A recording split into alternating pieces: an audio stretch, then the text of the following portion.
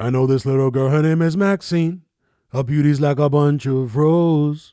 And if I ever tell you about Maxine, you ought to say I don't know what I know, but murder she wrote. Murder she wrote. Murder she wrote. Sing along. Murder she wrote. Yes, yes, yes. Big up everyone in the chat. How we doing? How we feeling?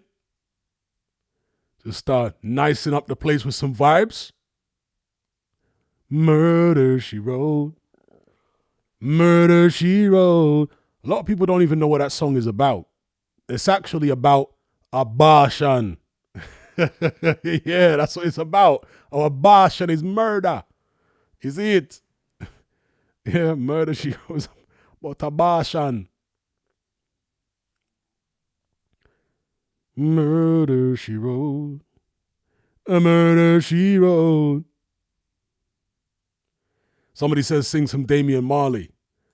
Out in the street, they call it murder. Welcome to Jamrock. Camp where they thugs them camp at. I can't even remember the lyrics now. 2 pound of weed in a van back. It in a your handbag, your knapsack. Something like that. The smell of your girlfriend contact. Some boy don't know this. And only come around like tourists on the beach with a few club sodas, bedtime stories, and pose like them named Chuck Norris, but don't know the real hardcore. Cause sandals on a back too. The thugs them do what they got to. And won't think twice to shot you. Don't make them spot you unless you carry guns a lot too. A beer tough thing come at you when drenched down monster. Yeah, you know it. Welcome to Jamrock.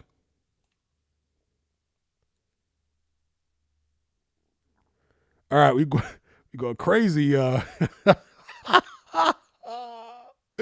We got a crazy comment up here. I mean, I say crazy, it might be true, right? But it's just funny and random. You guys read that comment high up in the chat? Oh my days. Is this what's happening? So Phil says Tony Yoka just came out as bi.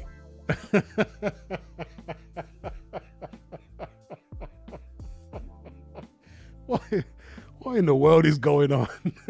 Are you trolling or is that real? Oh my gosh.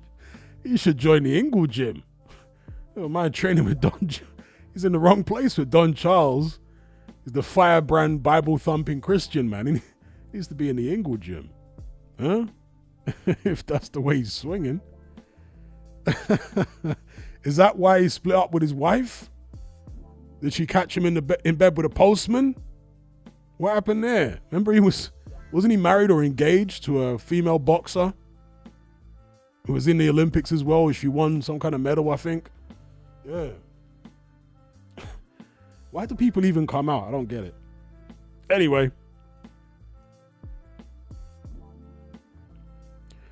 Okay, big up Matt Paris, excuse me, from Barbados. Yes, yes. We over there in Bridgetown.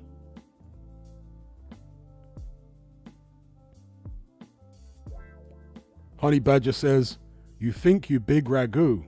Man, Big Ragu, that's an old school guy. Is he still making videos? Big up G-Man in the chat. Foundation. He says, I'm going to play your podcast from today. I'm even debating going, if I'm ever debating to go to gym. Okay, big up Goozy. Big up Pennant. Salute, salute, salute. I'm going to remix an MOP song. There's an MOP song called Home Sweet Home. Home, sweet home, clack, clack, salute, salute. I'm never alone. Brixton, send him back home. Brixton, send him back home. Where you at? Yeah.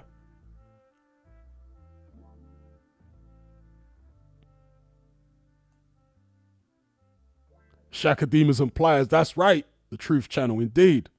Dave Ferg says, big up Hatman. Big, broad, massive, old tight, spread out, take up too much space.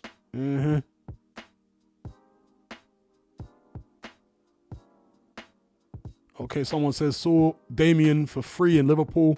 He was class, love your impression. Salute, salute. Shout out to Adrian. Long time, bro, how you keeping? Says, what's good, Hatman? Hope you well. Fantastic. Fantastic. How you mean?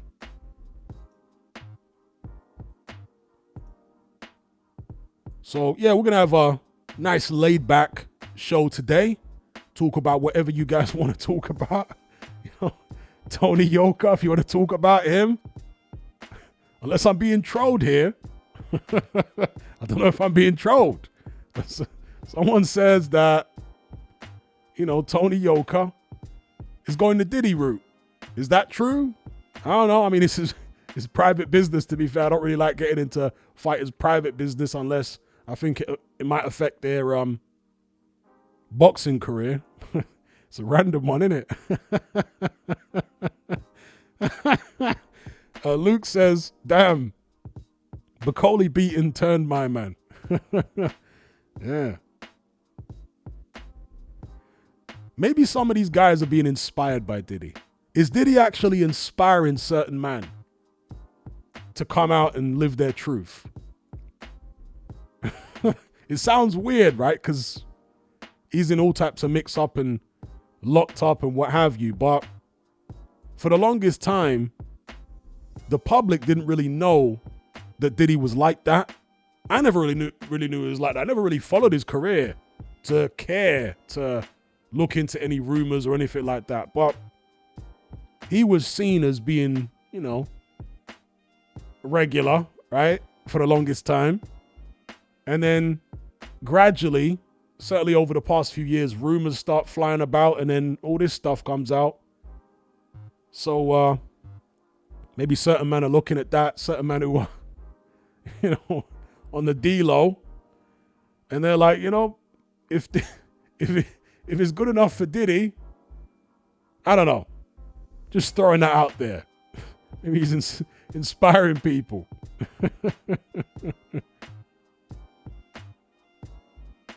Adrian Remedy says the postman definitely knocked more than once or twice at the Yoka yard.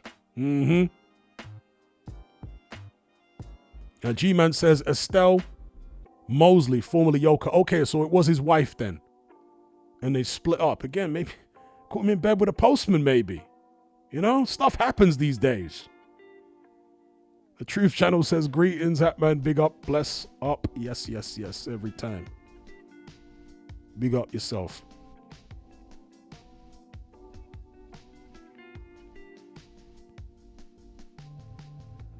Now, Matthew Paris says, yes, we are in Bridgetown area, not too far from Rihanna Drive.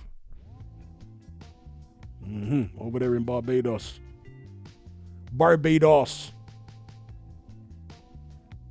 Yes, Hatman, big up from Backwater, Birmingham. All right. We got Brum in the house. Representing.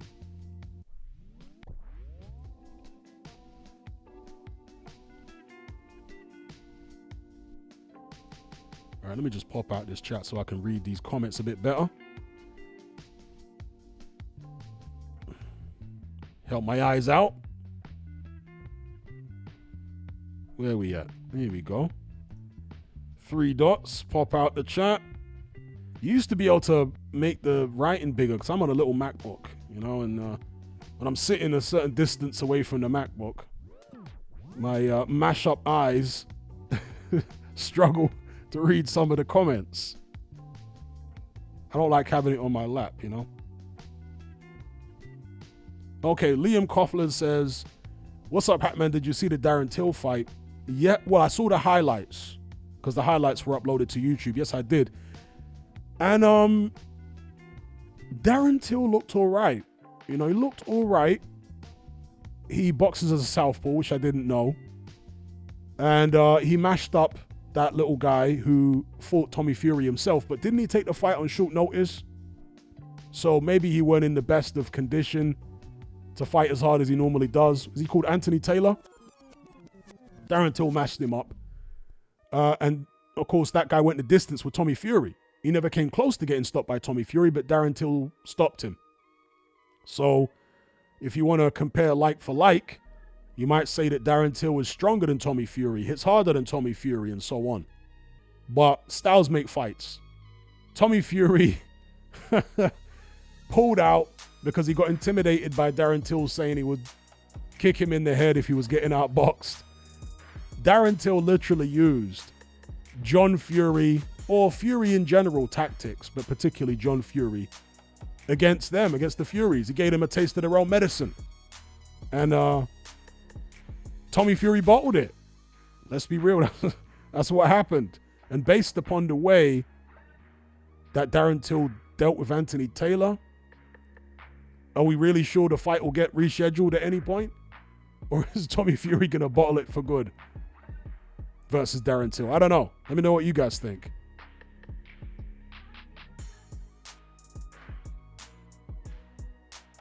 Shout out to Richard. He says, big up Hatman. Always listen to your streams at work. If both were to retire today, who has the better resume, AJ or Tyson Fury? You know, that's a good question. AJ's got a deeper resume, but Fury's got the better highlights. So it's kind of like, you know, pick whichever you think is more significant. But yeah, Fury's got the better highlights. Like in elite fights, Fury has performed better. So for example, with the Klitschko fight, even though Fury didn't stop Klitschko and AJ did, Fury put on a dominating performance. AJ didn't, you know?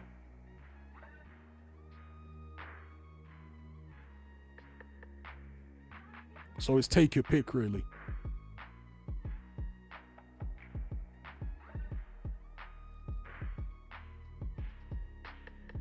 Stuart says, everyone should be innocent until proven guilty. Same goes for Diddy. Yeah, everyone should be innocent until proven guilty when it comes to crimes. But if we're talking about which way Diddy swings, I think, you know, it's pretty clear he's, you know, there's no ambiguity about which way he swings. That he swings both ways.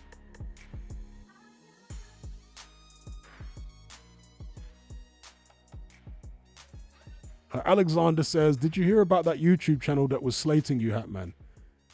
Oh, join the queue. Do you know how many YouTube channels have slated me over the years? I never talk about them. I never respond to them because energy flows where attention goes. As far as I'm concerned, they could all go scream in the dark. I never address them. I never talk about them. I'm not going to give them the views. Simple. So I don't want to hear. People always come to me, oh, this channel said something about you. Don't tell me because I'm not interested. The party's over here. It's not over there.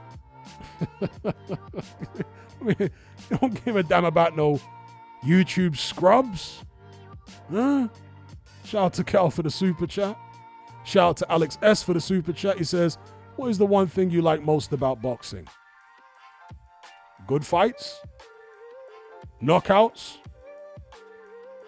Knockouts.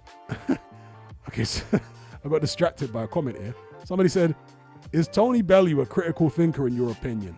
No. Generally, no. I mean, he might be able to think critically once in a blue moon, but generally, hell no. Shout out to Charles B in the chat every time. Big up my man Charles B. Tony Bellew. Let's not even start on him. An insufferable character who comes out with the stupidest stuff ever. But yeah, the one thing I like most about boxing, I like good fights, knockouts, and in particular, I like fighters with extraordinary power and speed, because it's just good to watch, you know? That's why Mike Tyson was so popular. Shout out to Filthy Casual Boxing for the super chat. It says, Hatman, in your opinion, who wins in their prime at cruiserweight, James Toney or Alexander Usyk? Alexander Usyk all day. Alexander Usyk all day against James Toney. All day long.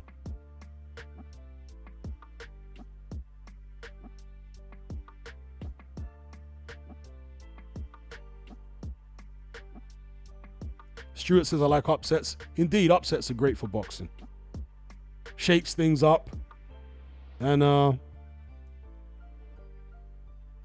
it creates excitement, drama, energy. It energizes the boxing community when there's an upset. Like when AJ got chinned by Ruiz? It energized the boxing community. And it's certainly good for creators like me. When an upset happens, you could do like 1 million videos. Get loads of views, loads of money coming in, Mighty Meatball says, Hatman, which boxing channels do you generally watch? To be honest, I don't really have much time to watch a lot of boxing channels these days, but I watch videos from my crew, the likes of G-Man, Outmatch, and so on. Boxing on the Edge. I watch Dwyer's videos when I have enough time. And other than that, I watch the interview channels, the boxing interview channels.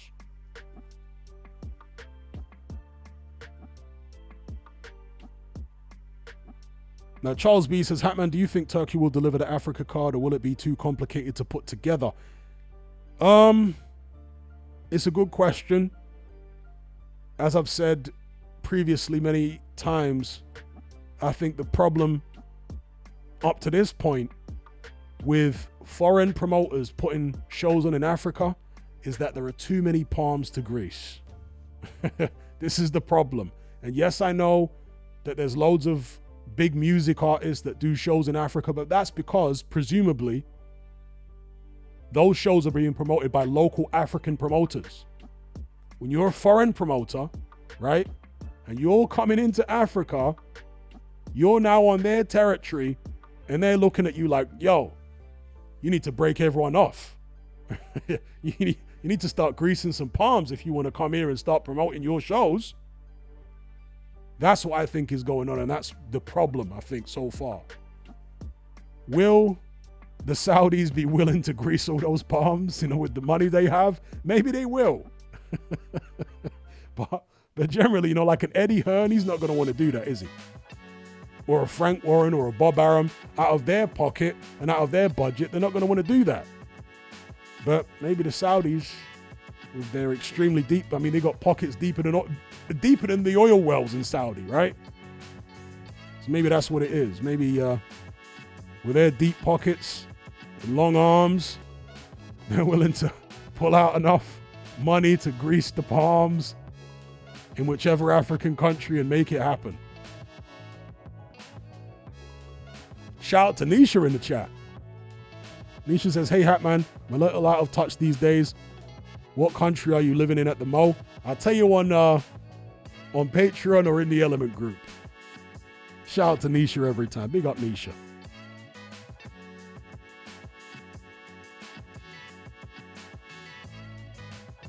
Kylie says, the only thing critical about Tony Bellew is that he puts me in a critical state of health listening to him.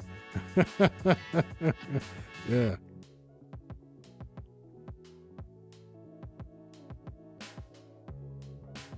Let me make sure I've got all the super chats read first there. I don't want to miss anybody out. What do I press? This. Find funding. Yes, I've got all the super chats so far. All right.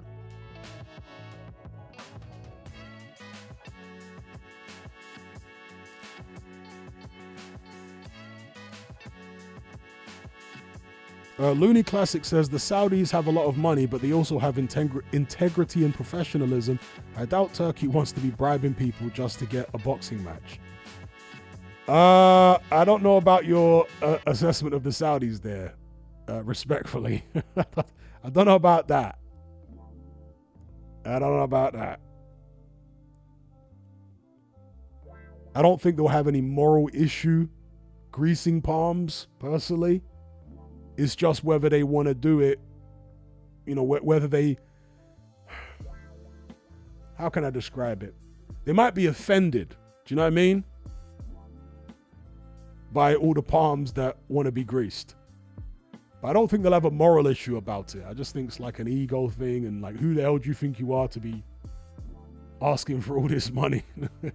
Yeah, I think it'll be more like that.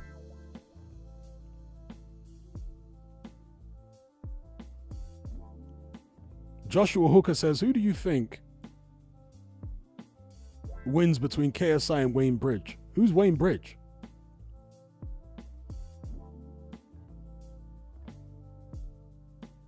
Shout out to Stella. Big up, big up, big up.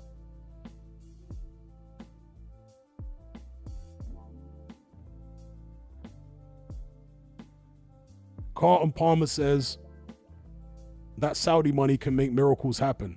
It can too. Aiden says, I love boxing around the world. Feels really cool watching boxing morning, midday, when it's on Australia or Japan. Yeah, it's a global sport. Needs to expand outside of the Anglosphere. Not that it needs to expand outside of the Anglosphere and therefore go down the drain in the Anglosphere. No, it can be big everywhere. It doesn't have to just be big in one region in the world. It can be big in lots of different regions. Like football, right? Football is big in loads of different regions.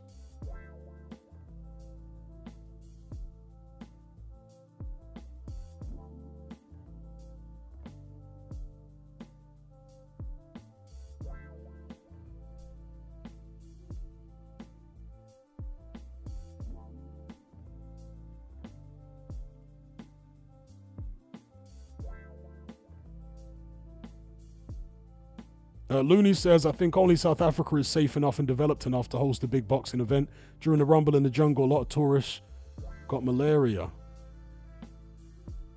South Africa's like the least safe one. Yeah, I would say in terms, outside of war zones, South Africa's the least safe country in Africa.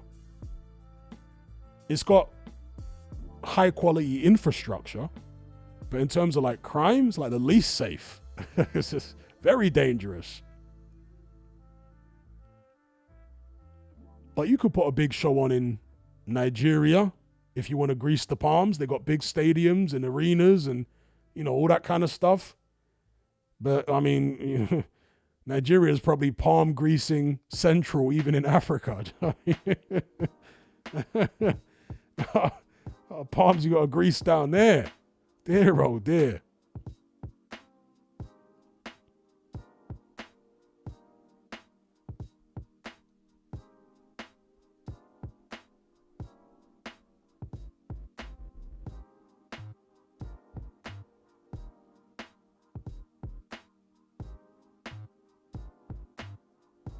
Bexy says, Hatman, the reason I ask about Tony Bellew being a critical thinker is because I know 100% he's never read a book since school, like Big John Fury. I remember John Fury once said that he actually said he's never read a book in his life. I swear John Fury said that. I've never read a book in my life. But then went on to say that he's some kind of genius or whatever. Even though he's never read a book. To be fair, I read a lot of books, right? But the way people say you can't believe what's on the internet? You also can't believe what's in books. You don't take it at face value. A lot of people write a lot of rubbish in books. Even academic books, there's a lot of rubbish written. So you got to use your critical thought processes no matter what information you're digesting, whether it's out of books, certainly from the mainstream, super critical when it comes to mainstream information and even alternative information, right? Use your critical thinking for everything. Martin Bryan says, I believe Big John Fury. Me too.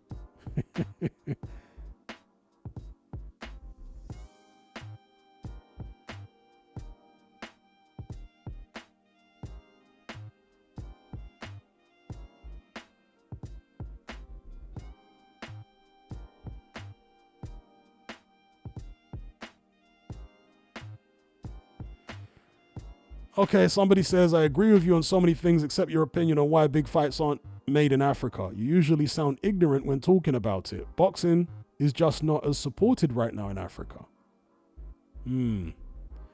Are you trying to tell me I know so many African people? Okay?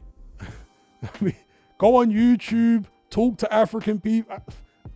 Some of my best friends are Africans, born and raised in Africa. You're not going to sit there and tell me that in Africa, in many countries, probably the majority of countries, bribery is an absolutely rampant. It's rampant. That's the reality of it. So I don't know whether you feel offended by it or whatever the case may be. It's a fact that bribery is rampant in probably the majority of African countries. It's just everywhere. It's a cultural thing in many parts of Africa where it's just part of day-to-day life. You know, I was talking to somebody in Tanzania, and they actually have to hide how much money they make so that the police and other corrupt government officials don't come around and try and extort them. They have to pretend that their business is like really poor because the government officials just make up taxes on the spot. I'm not kidding. They just make up stuff. It's so rampant. There was unfortunately, he passed away in very mysterious circumstances, but there was a president of Tanzania up until, I think, was it 2021? Called John Magufuli. In Tanzania, they called him the bulldozer because he cracked down heavy on corruption, very heavily. And under him, things got a lot better in that particular country. But since he's died, it's gone terrible again there. It's just rampant corruption everywhere.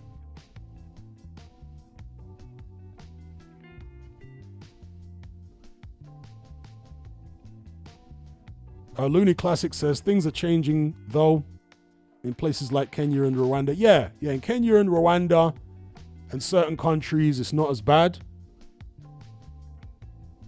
But I'm telling you, a lot of African countries is terrible. Terrible. And a lot of people who have moved to certain countries actually left because they just couldn't take all the bribery, corruption was too much.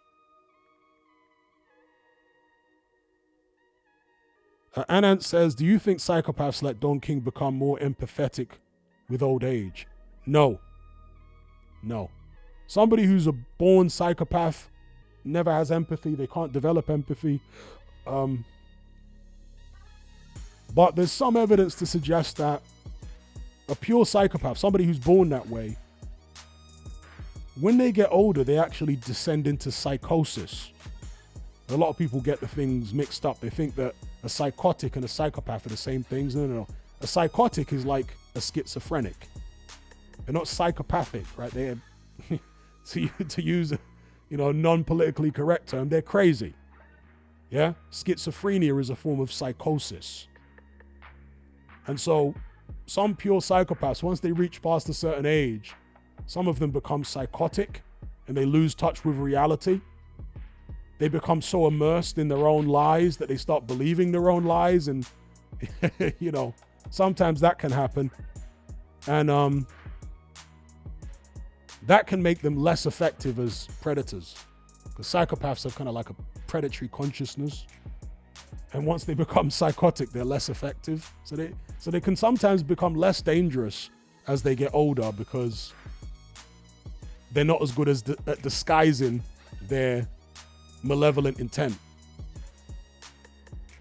I mean, is Don King a bit psychotic? I mean, his rambling, when Don King does his shows like once a year, his rambling is so incoherent now.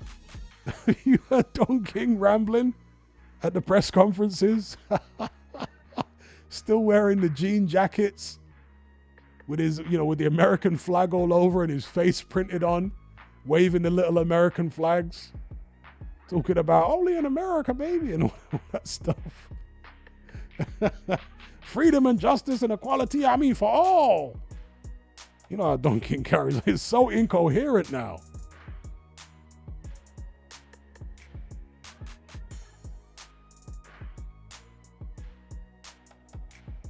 Looney says Donald Trump is very much psychotic. No, Donald Trump is many things, but he's not psychotic. He's definitely not psychotic. And I'm no Trump fan. I don't like any politicians. But no, Trump is not psychotic. Yeah, Carlton Palmer. Don King's got bodies. He's got at least 2 bodies. That's on the record. Are there more bodies off the record? Who knows? But on the record, Don King got 2 bodies. One of them he did time for, and the other one was ruled justifiable, so he didn't do any time for it. I think he was protecting his business or something. Somebody was trying to rob from him, and he let the hammer go and laid the guy down. So Don King is about that action. Don't ever get that twisted. He's about that action.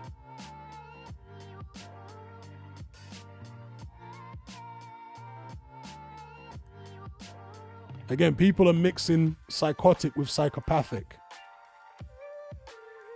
A psychotic is somebody who isn't in touch with reality, like schizophrenics who hear voices. They're psychotic.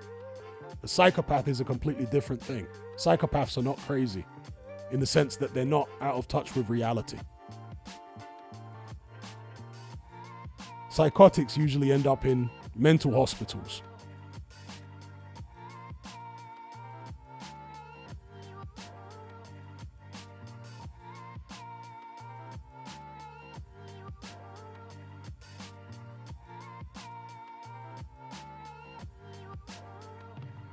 Somebody says Luke is delusional or deluded.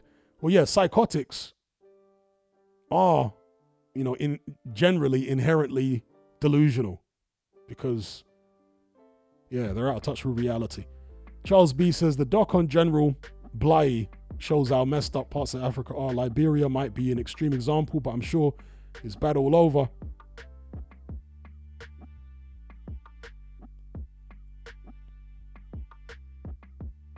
Shout out to Ben. He says, touch with the raging versus B-Hop. Who you got winning? I guess you're talking about Jake LaMotta. I got B-Hop winning. The middleweights of that era were really the same size as the welterweights of today. That's one of the things you have to factor in because they used to weigh in on the day of the fight. So, yeah, I got B-Hop.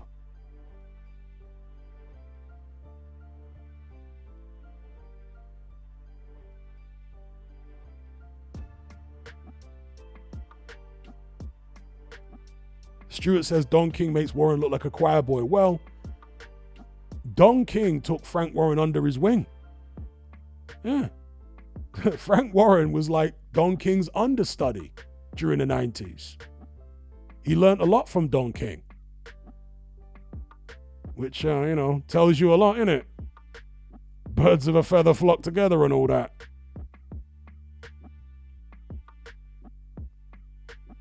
Anonymous says, Hatman, is it possible to have a psychotic psychopath? Yes, it is. But again, there's evidence to suggest that tends to happen to some of them later in life. Because psychopaths are so pathologically dishonest.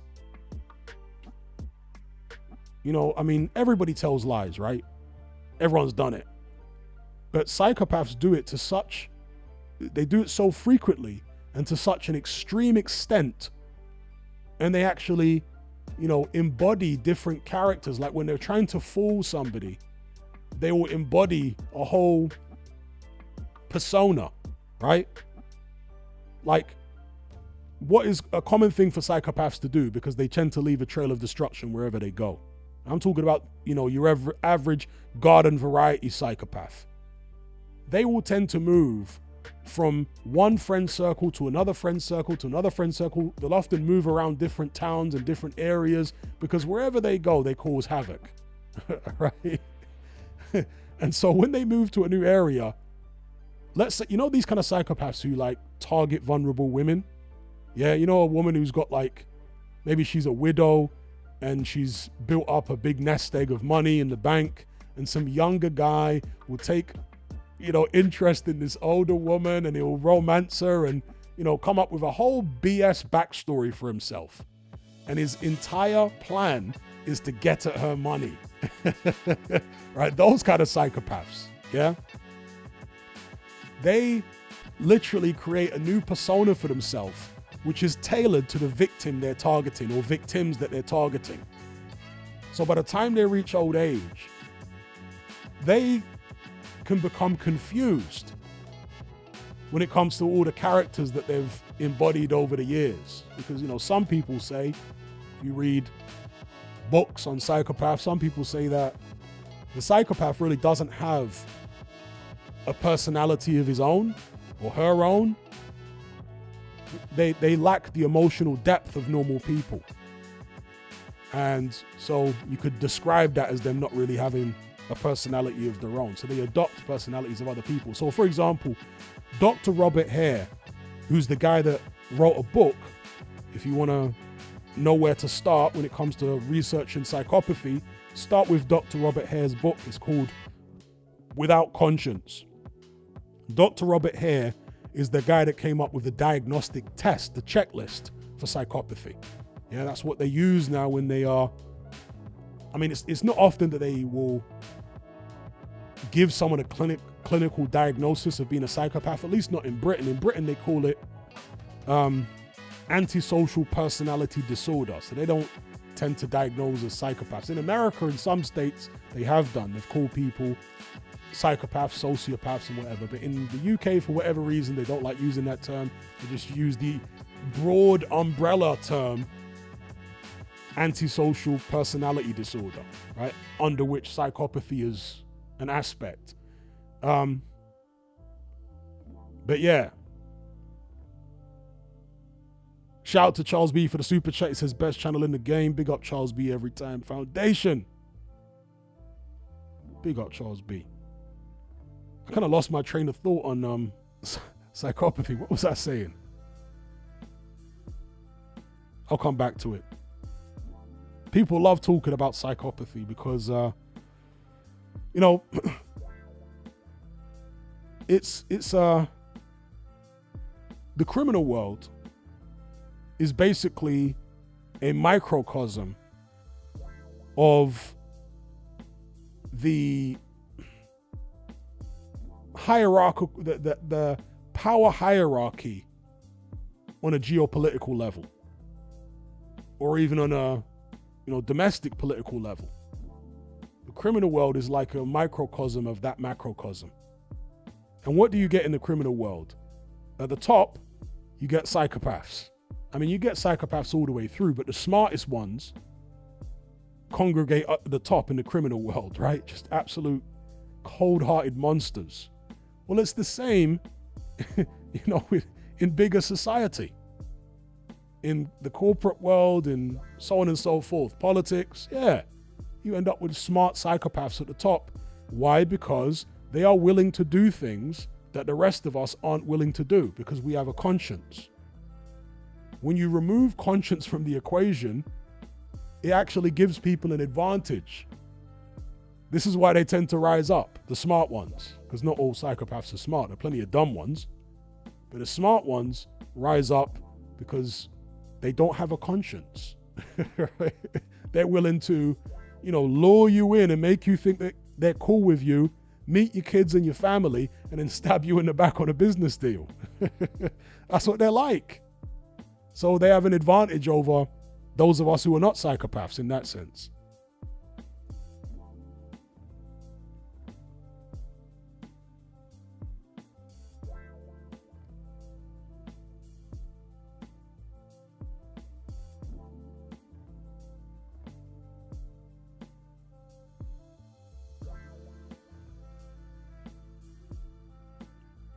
Is it Olamide? Says, Floyd is Jesus is one of the funniest videos of all time. It was actually difficult for me not to laugh when I was making it, to be fair. Encircled says, psychopaths are not actually violent, or most psychopaths. That's true. Most psychopaths are not violent. Otis says Trump's defo a sociopath, different to a psychopath as it's more nurture than nature. Well, these two terms, sociopath and psychopath, are often used interchangeably. And this is why psychology, of course, is not a science. It's not a science because there isn't clearly defined uses for particular terms. So some psychologists will use psychopath and sociopath interchangeably. So as far as they're concerned, psychopath and a sociopath are the same thing. But other psychologists will use psychopath as somebody who's born that way and a sociopath to describe somebody who is, again, nurtured into being that way. So that's one of the issues with psychology. There aren't a lot of the time there are no standardized terms.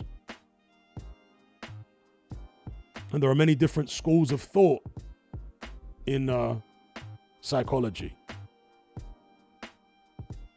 which is one of the first things that, to be fair, the teacher taught us when I was studying psychology in college, is that there are many different schools of thought in psychology. At the end of the day, everyone's just trying to interpret human behavior. You can't physically go into somebody's brain and actually look at what they're thinking. So you're trying to deduce what they're thinking from their behavior. You're trying to deduce the way their mind works from the stuff that they say and the stuff that they do. And people are going to have different views and different interpretations, right?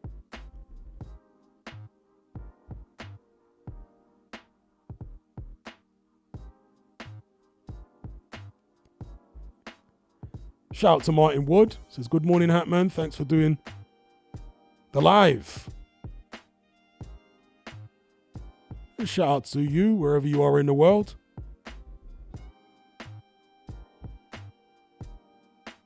Charles B says, we've all tried to analyze the people we have met and made a short list of potential psychopaths, or is that just me? You know, I've met so many characters over the years. Shout out to Ann over there in Ireland. He says, Hatman, we don't know how good Moses the Talmud is, do we? Respect from Ireland, bro. And respect to you too, sir. No, we don't know how good he is yet. We know he's good, but we don't know how good. He's certainly a prodigy. He's certainly not your average prospect. So it's going to be interesting to see how his career unfolds from this point, once he steps up in competition and what have you. But yeah, I've met all sorts of characters over the years, and I'm reluctant to start calling people psychopaths that I've met or bumped into and stuff like that, because I'm not around them long enough and I don't know their backstory and all that kind of stuff, you know, in many or most cases. I've always been kind of reluctant, and I've known killers. I grew up in a rough environment and I've known killers, quite a few of them. And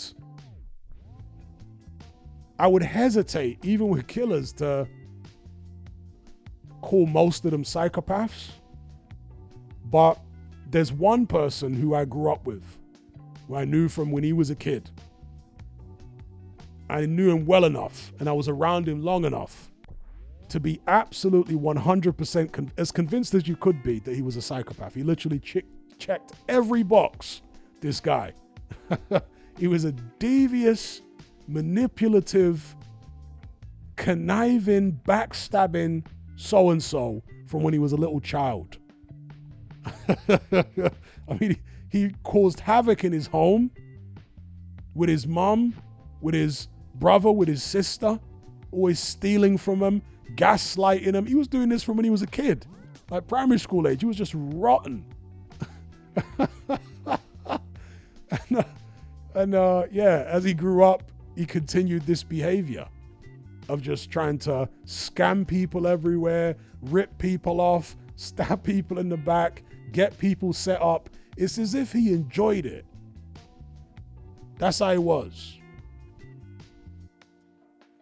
And the last time I heard from him, well, I didn't hear from him, I read a story about him in the paper where he was running some kind of scam. And he was always moving from as I described earlier, from one friend circle to the next friend circle, because he's always trying to rip people off and backstab people in every friend circle he was in. This is what he would do. See, the psychopath has a predatory consciousness.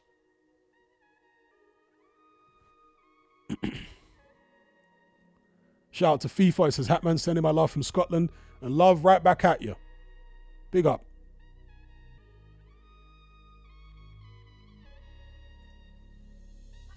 Shout out to Ben for the super chat. He says, Canelo versus Crawford, no rehydration clause winner. I got Canelo. I know Canelo doesn't have the foot speed of a Madrimov, and maybe Crawford will find Canelo a little easier to read, but I just feel he'll be too big and strong.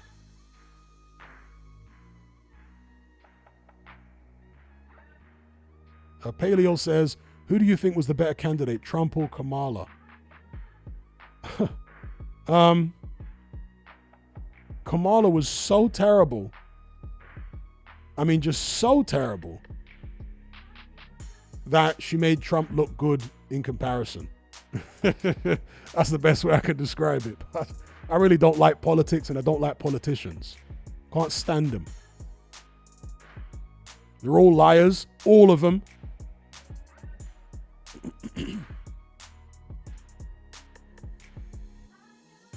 See the way I go in on Luke Partridge?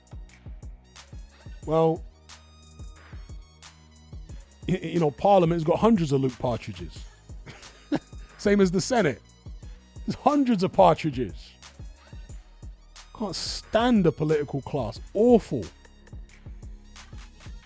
In fact, that's the career that Partridge should go into. if he, you know, once he finishes boxing, he needs to go into politics.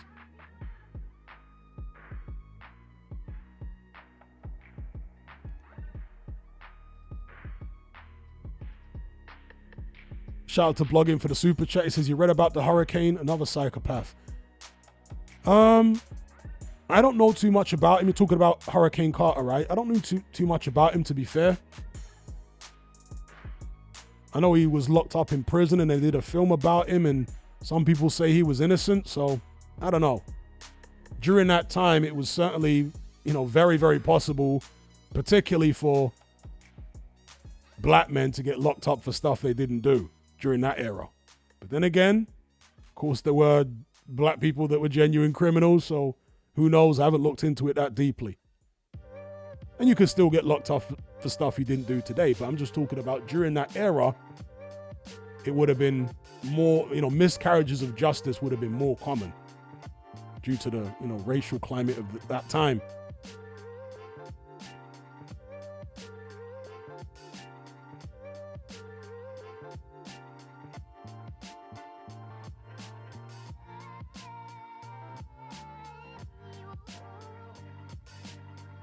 You know, it's interesting that, getting back on boxing, it's interesting that Turkey Al-Sheikh is getting involved in putting together the Martin Bakole Efe Ajagba fight. That's apparently going to be promoted by, well, that's going to be on the first Ring Magazine card. So I don't know if it's going to be Ring Magazine cards going forward, or there's still going to be Riyadh season, or maybe the Ring Magazine cards will be the foreign cards and Riyadh season will stay in Riyadh. I'm not sure if that's the way they're going to divide it. Shout out to Gav P, sending love from Stafford, and love right back at you, bro.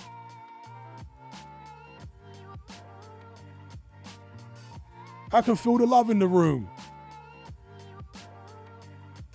Loads of love in the room today, man. 24 says, crazy how Kamala brought the likes of Meg Thee Stallion and Cardi B to try and get the black vote. That's an insult to black Americans. I mean, that's like I say, Kamala was so awful that people were left with no choice. They were left with no choice.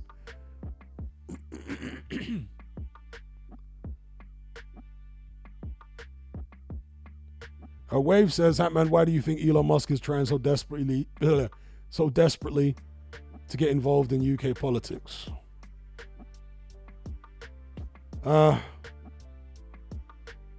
Influence in the Anglosphere. I don't think it makes much difference, to be honest. Paleo says, sending love from London, Brixton. Big up, big up, big up. Brixton, home of the brave. SW9, SW2. Cold Harbour Lane. Brixton Road, Brixton Hill. Acre Lane. Summer Leighton. Loughborough. Huh?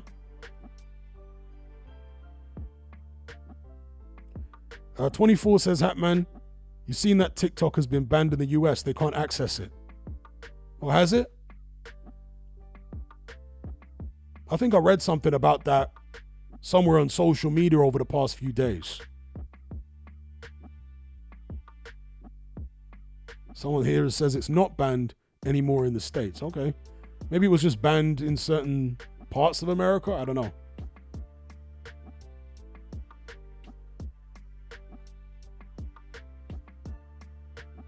It's not an app I've ever used, so don't really pay attention to it.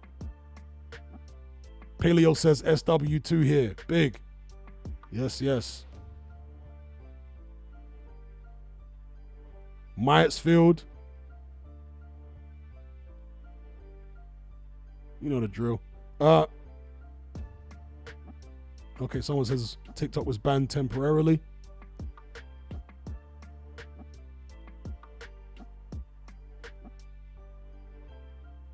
Yeah, I've never got into TikTok, never used it.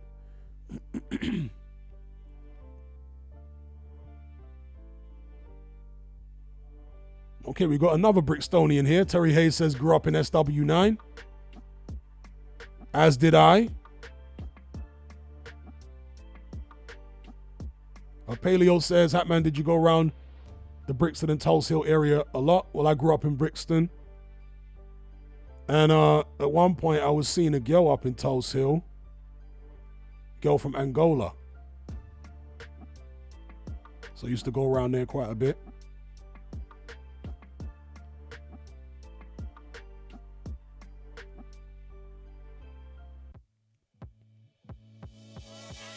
Somebody asked how I think Riddick Bowe would get on in today's division.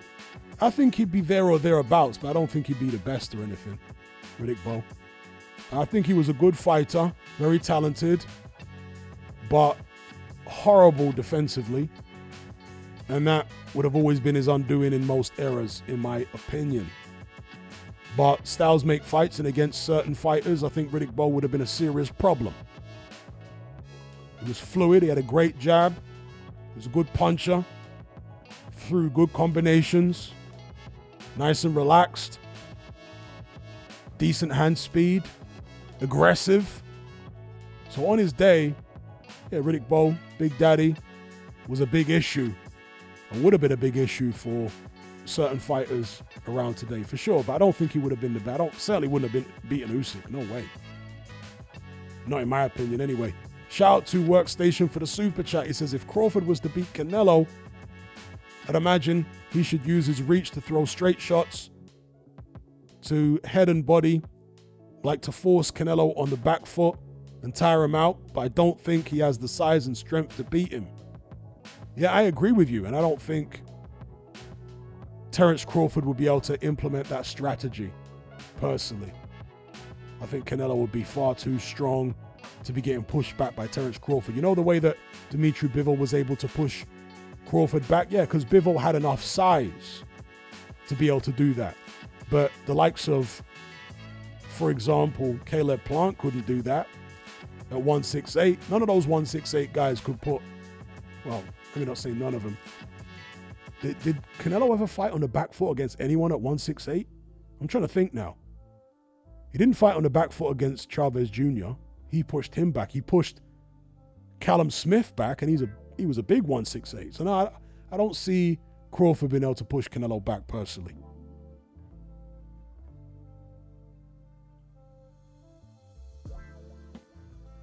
Jackie Boy Johnson says, who has a better boxing legacy, Bowe or Partridge?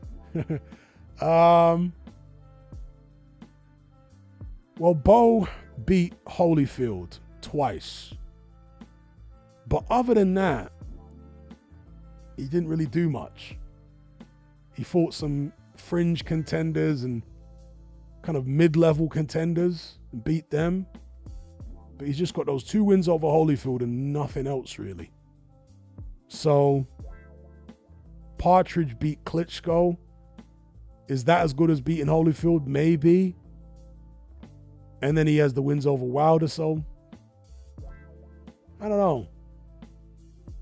Bo had a deeper resume, although it wasn't particularly strong other than the Holyfield win. So, I don't know, take your pick.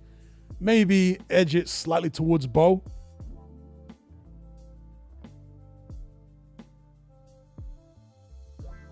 G-Man says, Hatman, life in Brixton in the 90s sounds rough, but at the same time it sounded somewhat fun, was it?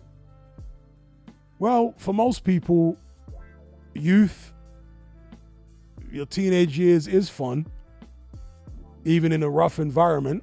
You know, as long as nothing too bad happens to you, then it can be kind of fun in a kind of thrill-seeking way. So yeah, I guess it was fun to some extent. But the ignorance of youth allows it to be fun. Once you get older, you don't want to live in these places. You know what I mean? You just want a nice, quiet life. You don't want noise around you and violence and criminals and all that kind of stuff. You know, once you mature into adulthood, you want to get away from all that. But yeah, with the ignorance of youth, it was somewhat fun. The ignorance and immaturity of youth facilitate, you know, fun in that kind of environment. John says, Riddick too big for today's heavyweights. Too big. He was smaller than Tyson Fury, smaller than Anthony Joshua. He's about the same size as Dubois. I'm not sure why you say he was too big for today's heavyweights, because he wasn't particularly big by today's standards. He was a decent size, but he wasn't a giant.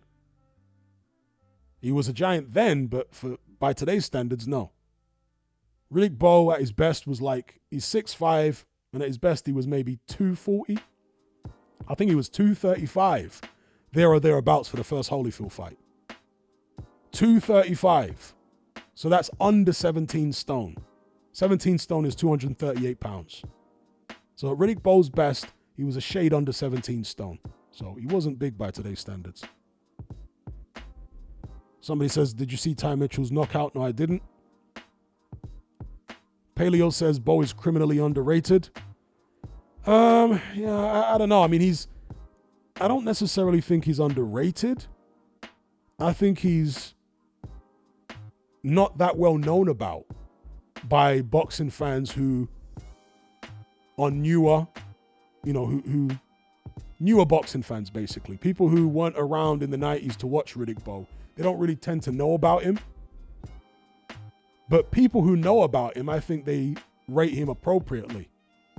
So, yeah, I don't personally think he's underrated. It's just that he's not that well known by newer boxing fans.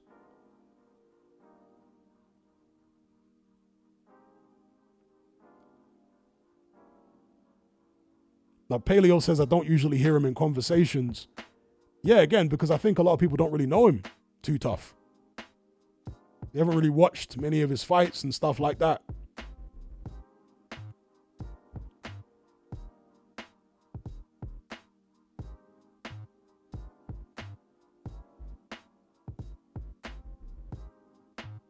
Bexy says, society has changed so much since the 1990s, so much more free in the 90s. Indeed it was. The internet is a double-edged sword.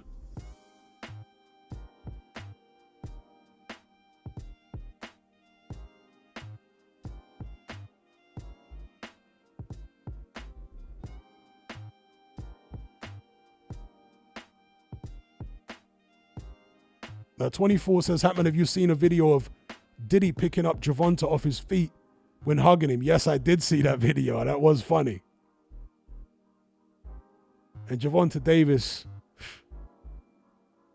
He's so suspect. Those videos that came out of him twerking and acting mad fruity and what have you. What's the word they use now? Zesty. Acting so zesty in those videos. And the other day he was wearing a woman's wig. So he's in the right. I mean, he didn't seem very happy about Diddy picking him up like that, but maybe Diddy sensed the zest, so thought that it was an appropriate thing to do. And Circle says Bo's peak was so short as well. Yeah, it was, because he had a terrible defense. That's why. He got hit too damn much. Defensively, terrible. Offensively, Riddick Bowe was really good, but defensively, he was terrible. Terrible.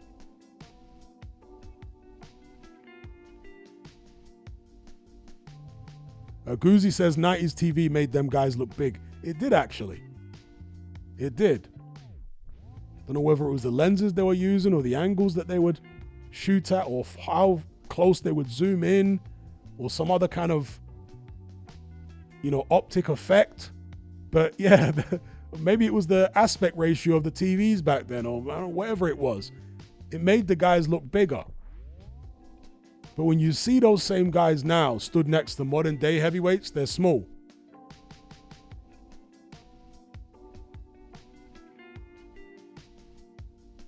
Yeah, I saw that, Aiden, where Zhang said, "I'll bang you, Caballo, no Diddy." I saw that. Bexy says, "Thank God I grew up in the 1990s before the tech addiction." Yeah. The kids today will never know how great it was before smartphones and mobile phones altogether. Before social media. Socializing, that's the ironic thing about social media. It's made people less sociable.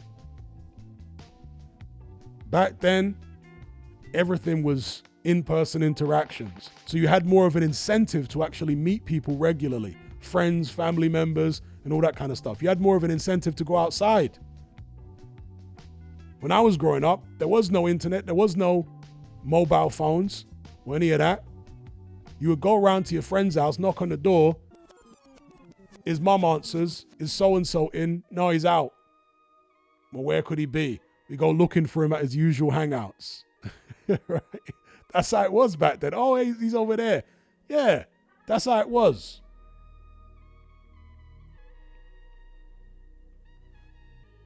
You would talk to the mom, you would talk to people, you would talk to neighbors. Because there was no internet, right? There was no WhatsApp. There's none of that. There was no Instagram. You had to actually go outside and interact with people. If you wanted to get in contact with someone, you had to go find them. If they weren't at their house, you had to go roam in the streets. The places where they usually hang out. Ask people, "Have you seen so-and-so?" Yeah, that's the way you did it back then. Kylie says your girl had to call the house if she wanted you. Yup.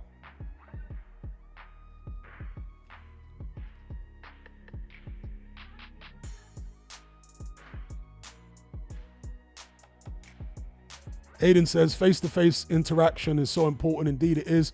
Calls and texting can't replace it. That's a fact.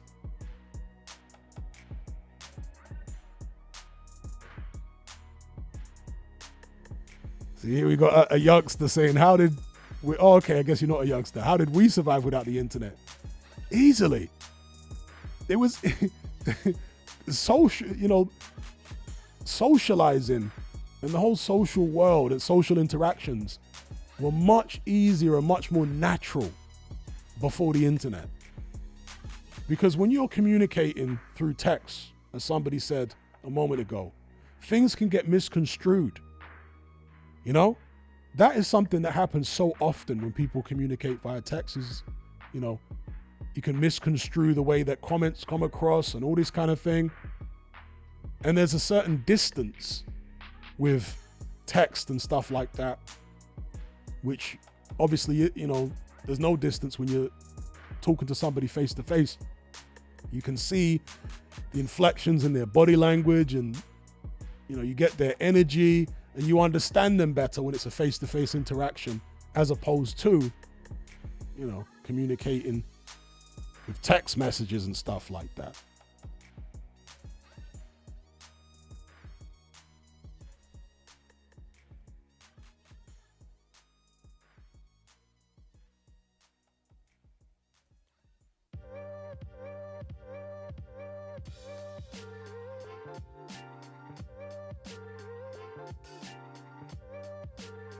Mighty Meatball says, Hatman, do you wish you were born 20 years earlier? Not really, no. I grew up in the last generation that basically experienced the adult world before social media. My generation was the last generation, really. I'm a late Gen X. So I'm Generation X, at the back end of Generation X. So I want to say late Gen X, early millennials, they were the last generation of people who experienced adulthood without social media. Without much internet, really. I mean, when I was in my early 20s, there was internet, but it was primitive. Most people didn't have internet in their homes. It was dial-up. There was no broadband and stuff like that. So the internet wasn't an integral part of people's lives when I was in my early 20s the way it is today. It was still kind of like a sideshow. It wasn't a main focus of people's lives when I was in my early 20s. So the internet was there, but it was, something you used here and there to look up random stuff. But I mean, actually,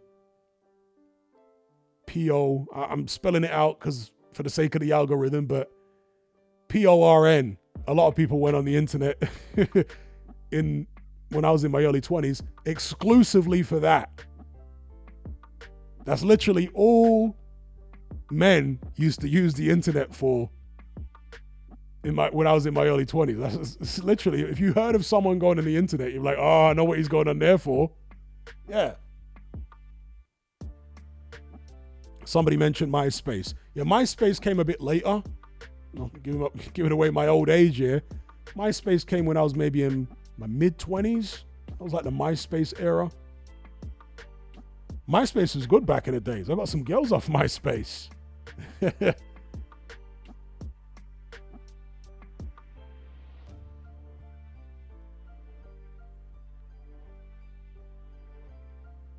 Jackie Boy Johnson says, films, TV, music, comedy, all better in the 90s. Facts.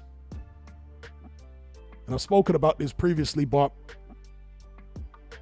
theme tunes were much better in the 70s and the 80s, like television theme tunes. Way better in the 70s and the 80s, to some extent the 90s, but really the 70s and the 80s were the heyday of television and movie theme tunes. I saw Timbaland, actually, the hip-hop R&B producer, mentioning that in a clip I saw from an interview he did the other day. He was talking about how incredible the theme tunes were for TV and movies in the 70s and 80s. It's like every random television show in the 80s had an incredible, iconic theme tune. Why they don't now, I've got no idea. Maybe the musicians aren't as talented today, because there's less incentive to actually learn, to be a classically trained musician, because of the fact that you can make music on computers now. You don't have to learn how to play any instrument and all that kind of thing. Obviously, plenty of people still do learn how to play instruments. But what I'm saying is, there's not as much incentive for loads of people to learn instruments and be classically trained musicians and all that kind of stuff, because of the digital help.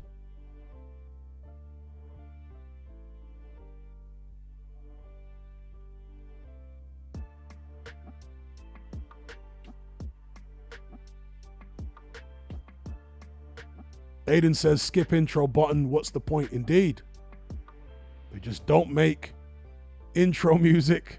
They don't make theme music the way they used to.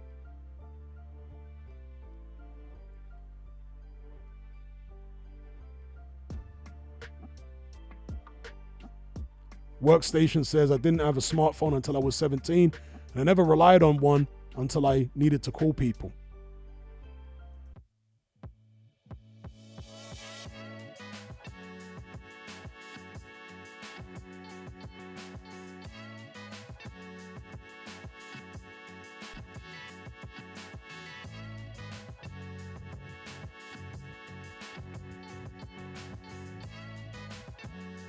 Carlton Palmer says Game of Thrones. Game of Thrones theme music is pretty good, but it's still not on the level of iconic of the 80s theme music, you know? But it's pretty good. It's one of the better ones in modern times.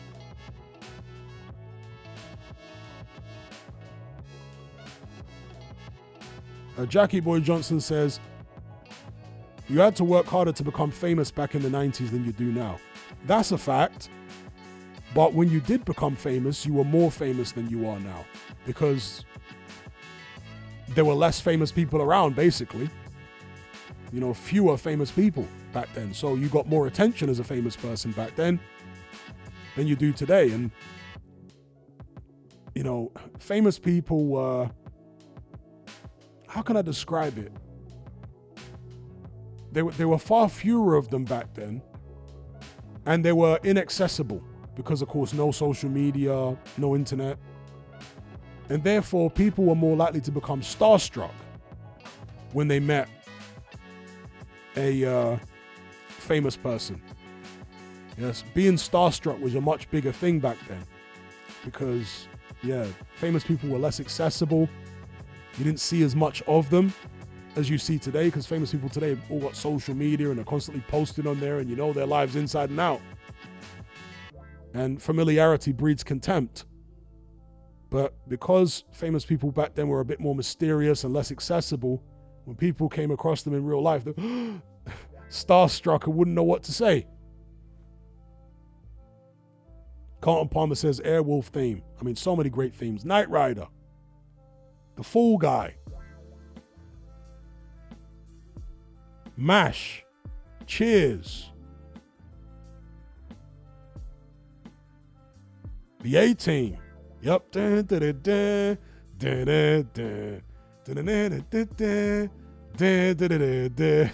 mean, classic. What? Jackie Boy Johnson hit the nail on the head there. He said, now famous people are overexposed. Very good way to describe it. Different strokes. Did I mention Cheers? Where everybody knows your name. Din, din, din. Yeah.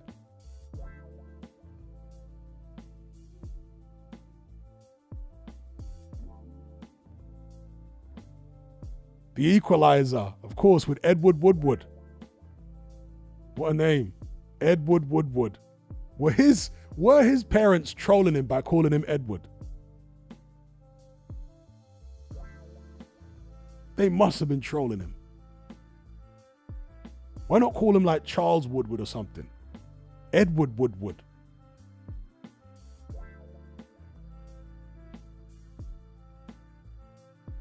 Da, da, da, da, da, da, da. Da, da, da, da, da, da, da. Da, da, da, da, da, da, da. Yeah, I was disappointed when the Denzel Washington Equalizer films came out and they didn't use the old school theme tune.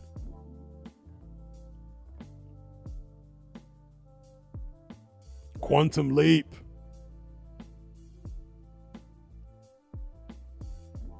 Holy Fools and Horses. Now we're talking.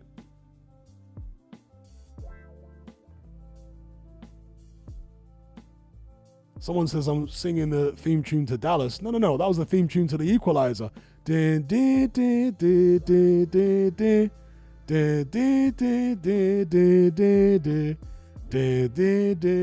That's not Dallas, that's the Equalizer. I know it well.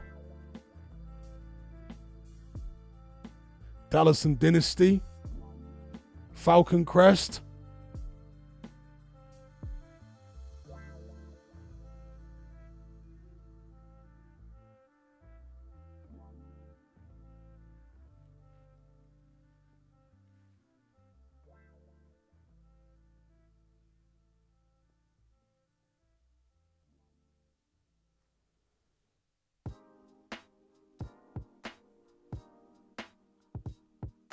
Yeah, Red Dwarf was good.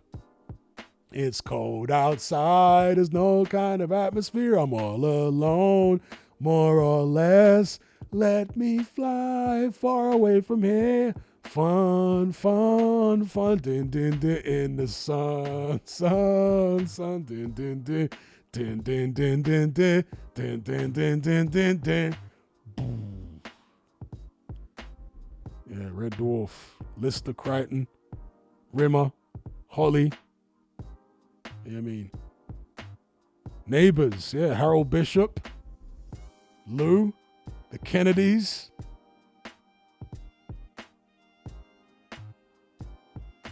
Toadfish and Stonefish, his brother.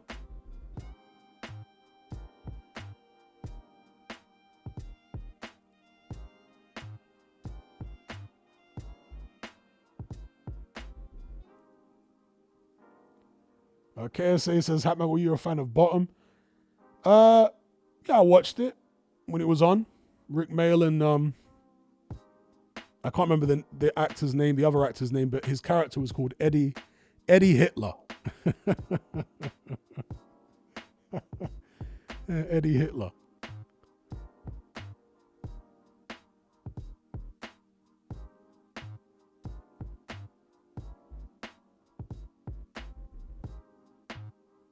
Put a Bonnie in my pocket. Jingle, jingle, jingle.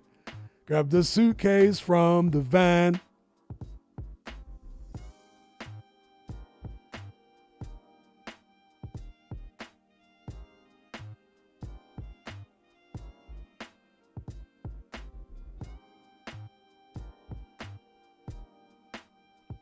CPB says Gladiator's the Crystal Maze, Bullseye Who Wants to Be a Millionaire, The Weakest Link. Yeah, that was later. I was like, well, Crystal Maze was kind of old school. Gladiators was like, what, mid-90s?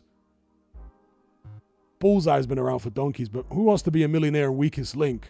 God, I must have been surely I was in my 20s by the time they came out. Shout out to Benny, says, love the videos recently, Hatman. Thoughts on Vidal Riley versus Isaac Chamberlain? I got Vidal Riley all day long. All day long. I think Vidal Riley's going to win that fight on points comfortably.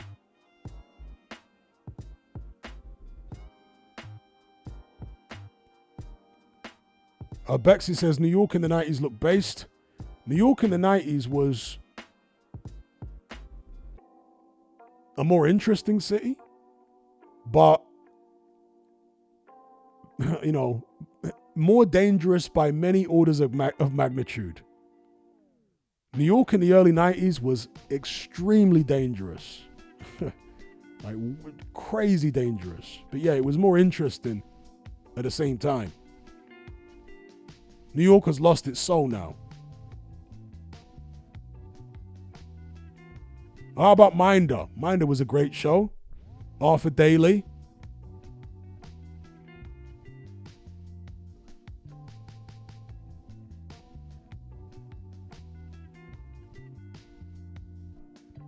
Yeah, Blackadder like that.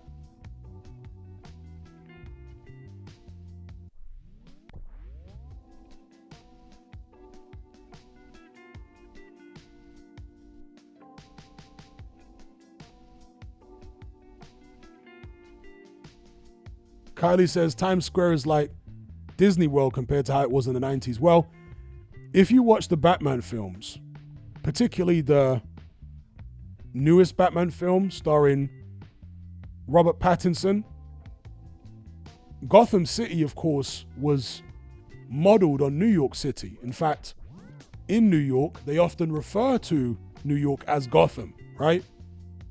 So if you've seen the latest Batman film or even the Penguin series, that's modeled on 1980s New York. You know, mid to late 80s, early 90s New York. That's the kind of vibe. It was wild New York back then. The mob was still very strong and they were laying people down all over the place. You know, the mob were just, yeah, they were doing way too much. And of course you had the crack epidemic. So yeah, New York in the 90s was crazy. The early 90s in particular. Once Giuliani got in, there was a huge crackdown and they cut the murder rate by something like 75% under Giuliani. A huge reduction in the murder rate, massive. Transformed the city. CPB says, I had a WWF VHS tapes from the 1990s with so many fun adverts like everyone's a fruit and nutcase. I remember that ad. I remember that. I remember the You've Been Tangoed ad. You remember that? And there was calls to get it removed from the television because people were running around slapping each other in the street. And then a decade or so later, I want to say in the early 2000s, there was the whole happy slapping craze. But the You've Been Tangoed thing was, you know, a much earlier phenomenon. Ricky Lake, Jerry Springer. Yeah, that's taking me back.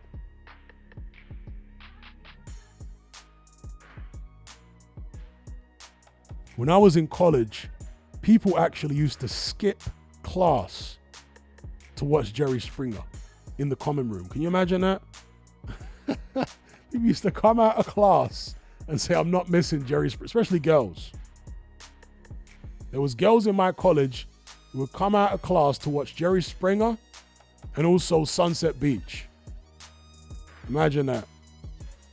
And they say that girls mature faster than boys. The complete opposite in my experience. Girls in my college, forget about learning anything and passing this course. There's Sunset Beach to watch, or Ricky Lake, or Jerry Springer.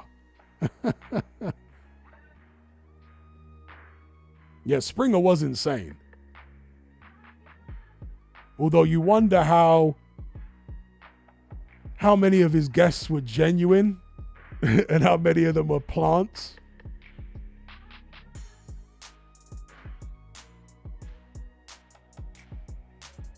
Shout out to Black Dynamite.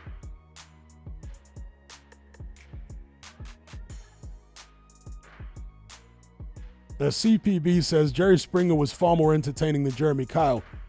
And speaking of Jeremy Kyle, it's very possible that he's actually a psychopath, Jeremy Kyle. I'm not saying 100% that he is, but if you know anything about his history and all that kind of stuff, it's very possible he's a psychopath, that guy. Go look up what he did to his ex-wife. Yeah, go look up what Jeremy Kyle did to his ex-wife.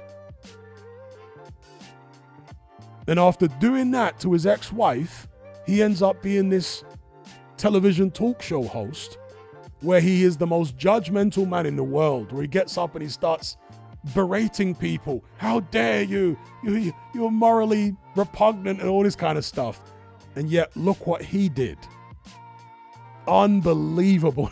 Honestly, Jeremy Kyle, what a piece of work he was, or is. What a piece of work.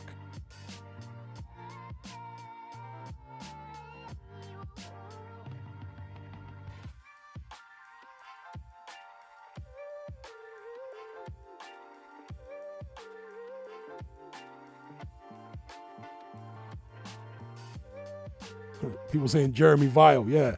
Awful, awful human being.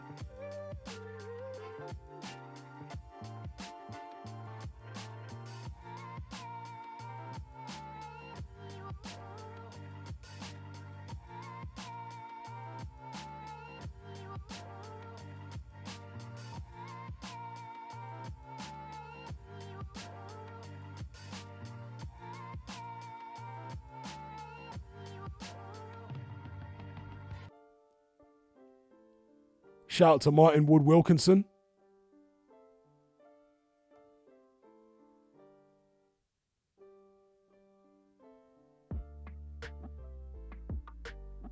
Somebody says the Jeremy Kyle lie detector tests were ridiculous.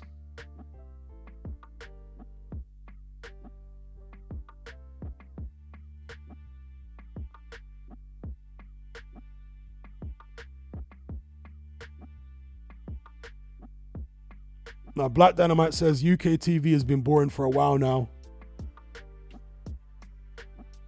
I haven't owned a television since 2007, 2008, something like that. That's the last time I owned my own television.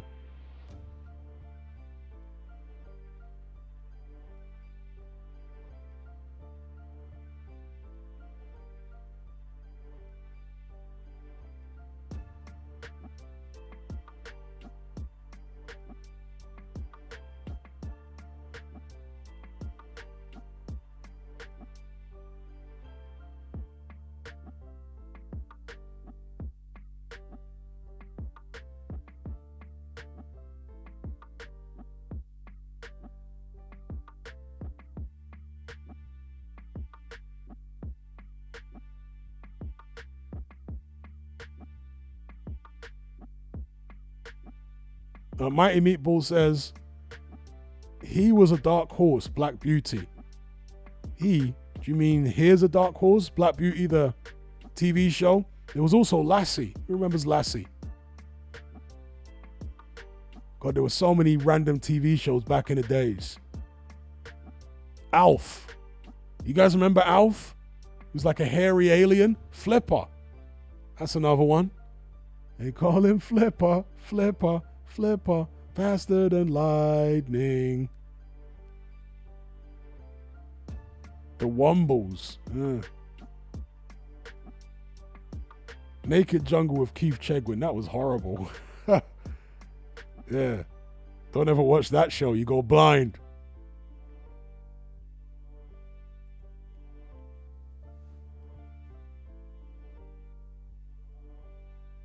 Roland Rat. Danger Mouse.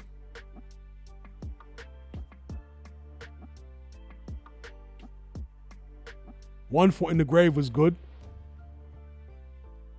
Keeping Up Appearances was better with Hyacinth Bouquet.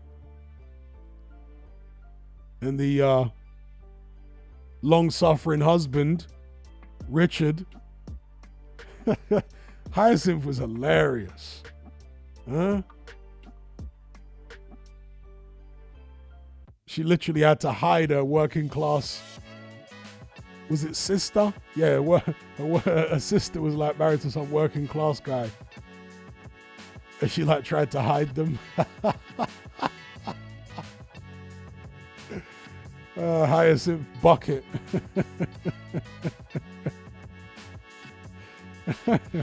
Speaking of Africa, you know that Keeping Up Appearances was very popular in many African countries like Uganda and stuff like that. They love that show there. You'd be surprised. You talk to African people, they love Keeping Up Appearances in Africa. Yeah, it's bouquet. Literally spelt bucket, and she's like, it's bouquet.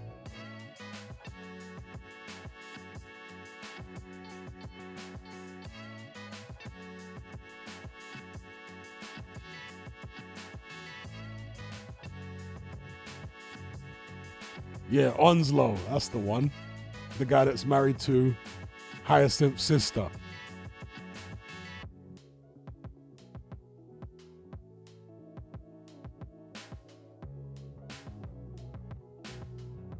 CPB says, do you think UK TV has become too oversaturated? Have the daytime shows just become too bland and dull? Are people just gravitating towards streaming? Well, the problem with mainstream television is that it's too formulaic. They're stuck in the way they used to do things decades ago, and they haven't seemed to have advanced. It's just the same old formula, because it's the same people running these legacy terrestrial television stations, the same old codgers. So you have to wait for the old codgers to die off before mainstream television progresses in terms of entertainment. It's very stuffy, very establishment, and people are sick of it. So it is what it is. They can find far more entertaining, far more creative, different type of stuff, not just on streaming, but even on YouTube and various other places.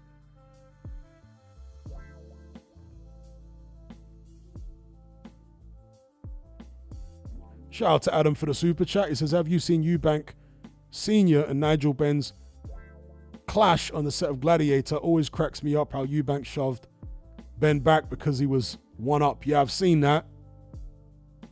That's a classic. Yeah, I've seen that. That should still be up on YouTube, actually.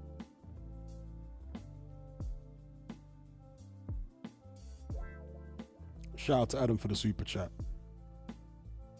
Jackie Boy Johnson says Timmy Mallet. Timmy Mallet was weird as hell. Not quite as weird as I always felt Savile was. Savile was so creepy. It's amazing that he was a television presenter for all those years because he was like the creepiest guy ever. So creepy. You know, with Jim will fix it and all that. Just this old, just dirty looking man in shell suits and track suits with these chains and rings. He just looks so weird. Like, seriously. It was indicative really of how rotten the BBC was, still is, right? But even more so back then, that someone so overtly creepy was part of the furniture, you know? Like, if you were running a television station, would you hire somebody who looked like that to work on kids' shows? Think about, people hired this guy. So don't just think about him, think about the people that hired him, that thought bringing someone like that in to work on kids' shows was appropriate. Dear, oh dear, oh dear. Martin Ryan says he had friends in high places. He certainly did.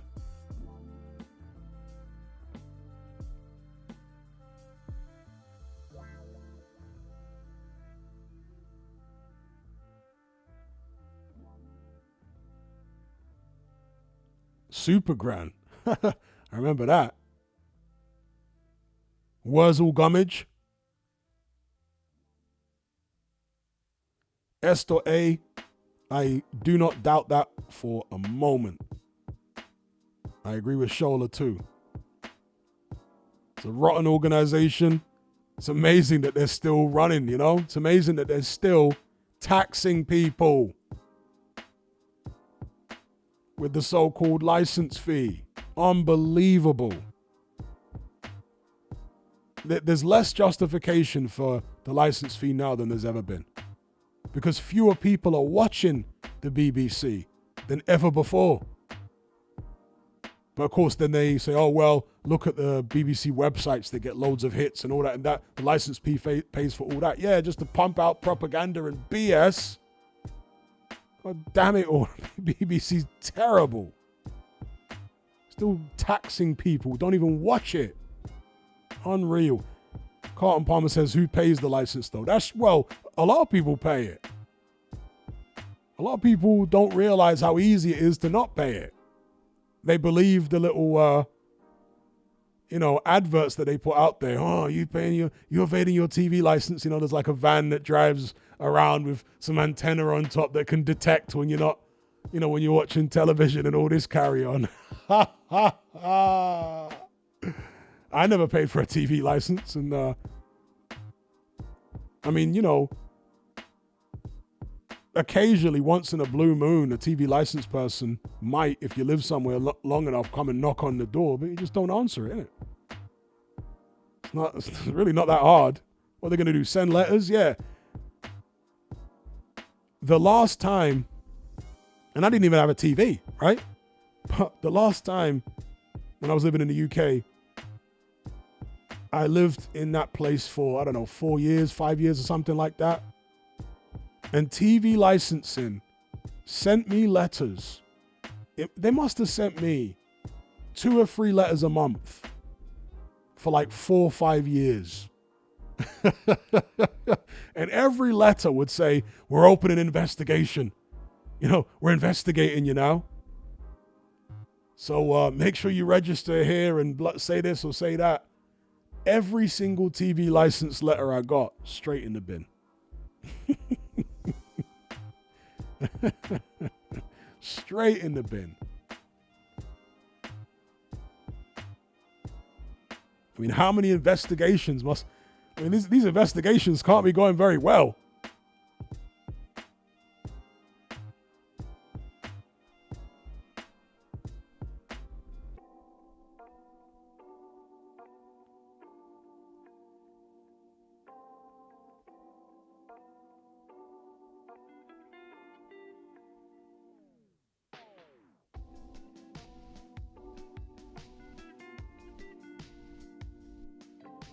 Mighty Meatball says, Jim'll Fix It, will call him that, used to supply so-and-so to rich and famous people in high society. All of the evidence points to that being the case. And that is why the BBC and all these other mainstream platforms stopped at just Jim'll Fix It being some type of lone wolf. Yeah. It's called damage limitation. The idea that a lone wolf could operate like that for so long in such a high profile position and be cozy with the royals and politicians and all this lot, and he's a lone wolf. Are you having a laugh? Honestly, how stupid do they think we are to believe some nonsense like that?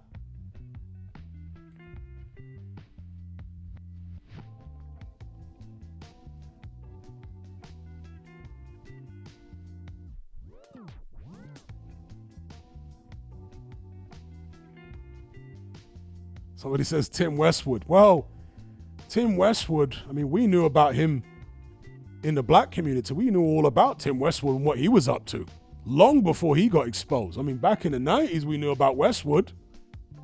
Yeah. In the black community, we knew all about what Westwood was up to. I've known girls who, when they were underage, were approached by, allegedly, right? I gotta say allegedly, this is what they claimed, that they were propositioned.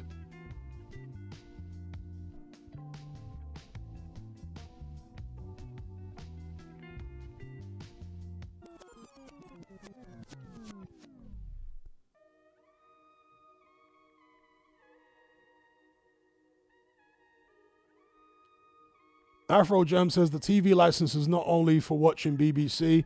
If you live stream any TV online, they also want you to pay, even though it doesn't have to be BBC. Yeah, but the point I'm making is the television license is what funds the BBC. And so the fact that you don't watch the BBC, yet you still have to pay the TV license, is ridiculous. That's a point I'm making. Like, how the hell can you tax people for a service that they don't use? It's insane. Because all these other stations and whatever, they don't get any of the TV license. ITV doesn't get any of it. Channel 4, Channel 5, all of the streaming services that do live television, they don't get any TV license money. Only the BBC gets that. So it's like an absolute PISS take. Crazy.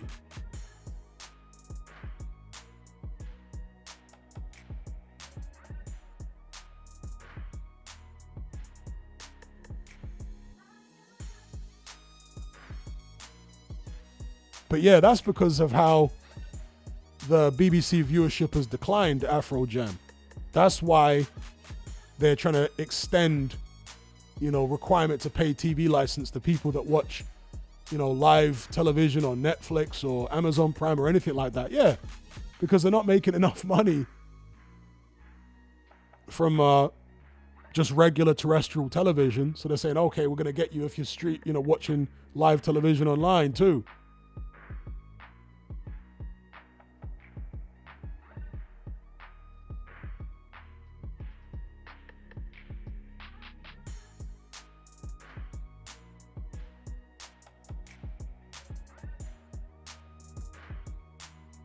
Yeah, the BBC is so past its sell-by date, it's unreal. Honestly, they should have been gone after the whole Jim'll Fix It thing. It's a shocker that they survived that.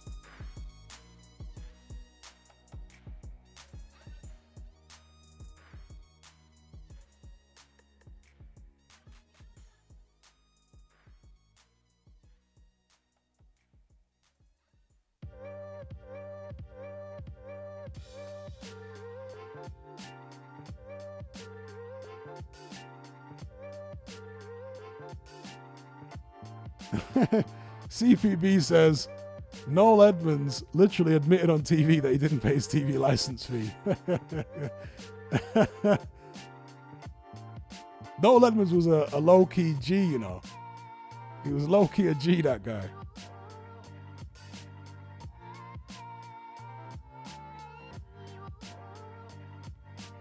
Bexy says, who watches the BBC? Their views must be way down. Mainly older people, I think. Or older people watch it. Super normies. Like super normie women and what have you watch it. Yeah, it doesn't have anything like the viewership it used to.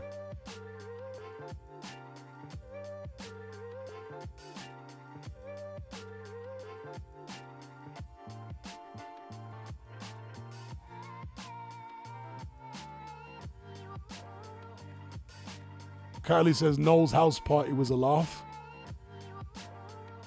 That was with Mr. Blobby, right? Wasn't that on Noel's house party, Mr. Blobby? Linkage says best TV kid show was Live and Kicking. Live and Kicking. Was that the one with Pat Sharp? Beatles about. Yep, Jeremy Beadle. Oh, wow. The guy's hiding in Nigeria now. What? Tim Westwood is hiding in Nigeria? See, this I never knew. Tim Westwood is hiding in Nigeria, of all places. You see, that's the double-edged sword of a place like Nigeria, because you can grease palms there to keep yourself safe. That's the thing about countries that have endemic corruption, is that it can actually work for you in some cases. It can work for you. Grease some palms and disappear into the woodwork.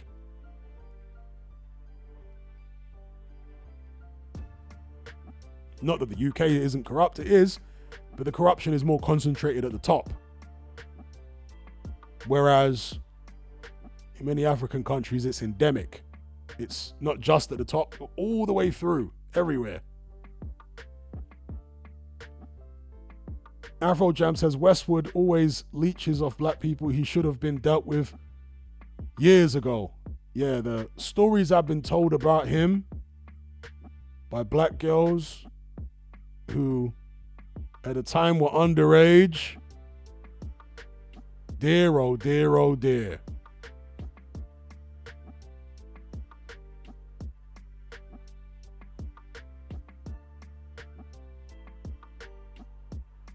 Allegedly, right? They alleged, black girls I bet over the years alleged things about Westwood.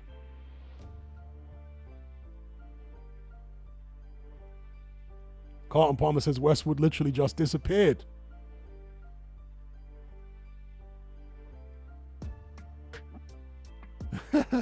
CPB says, people like my grandparents who still rely on teletext for their main source of information. Surely teletext doesn't still exist. Yeah. What? Teletext still exists? Nah, I don't believe that. I can't imagine that the control, the TV remotes, even have a teletext button anymore. Surely. Nah, you're telling lies. Teletext can't still exist. Teletext and CFAX. No, I don't believe it. Wow, Ariad says they tried to scrap it, but people were outraged. Oh my gosh. Afro Jam says, no, I was asking the question. Oh, okay. Ariad says they tried to scrap it, but people were outraged. You know, old people of that generation, they do get outraged by stuff like that. You know, they'll be writing angry letters in.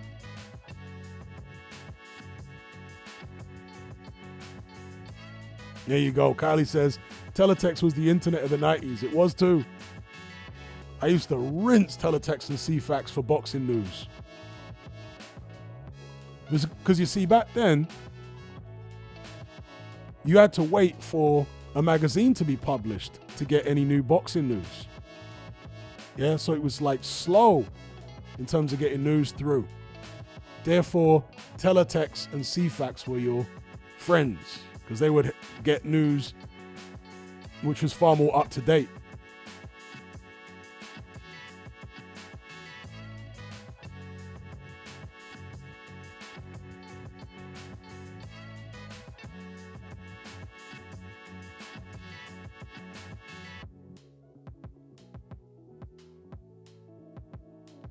At 24 says, Hatman, was it true that Wilder's ex dated Miller and White and that the kid is apparently Miller's? I'm not sure if it's the same ex that also dated White, but I believe it is the same ex that dated Miller. So yeah, Deontay Wilder's ex was previously dating Jarrell Miller, which is a red flag, of course. You know, a woman who's going around dating all these boxers, and yeah, it's not a good look.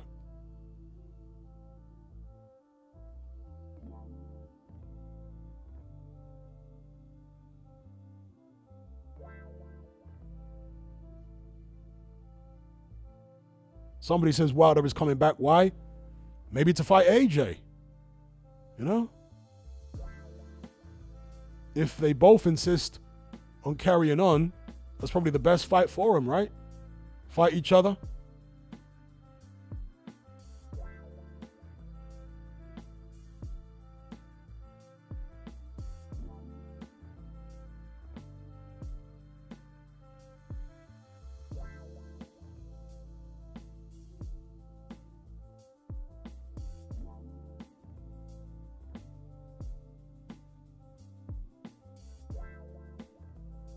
Bexy says, is Wilder divorced now? I'm not sure that he was actually married to that woman who goes by the name of Telly Swift. I'm not sure they were actually married. Correct me if I'm wrong. You know, don't quote me, but I'm not sure they were actually married. G-Man says, Hatman, have you ever watched the movie Get Him to the Greek? Diddy plays a music executive there who is crazy. The movie was in the 2010s, and it's basically a reveal of what Diddy is. Wow. No, I haven't seen it. But that's interesting. And there's a lot of stuff like that, you know, which retrospectively you go back and watch it and you think, oh my gosh, they were telling you what they're up to. It's almost like the film Wag the Dog.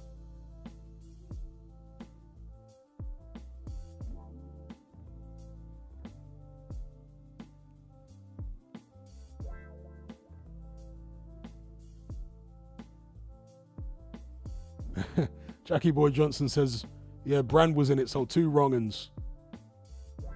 Has anyone heard of the egg ritual in Hollywood that Suge Knight talked about? Anyone heard of the egg ritual?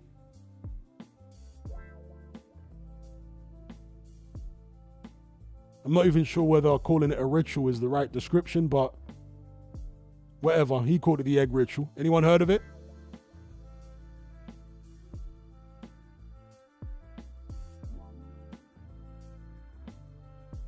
S.A says, I wish I hadn't heard of it. Well, look up P. Diddy and Russell Brand egg, and you will see a very strange picture of Brandon Diddy, and Brand is holding an egg and he's looking at Diddy.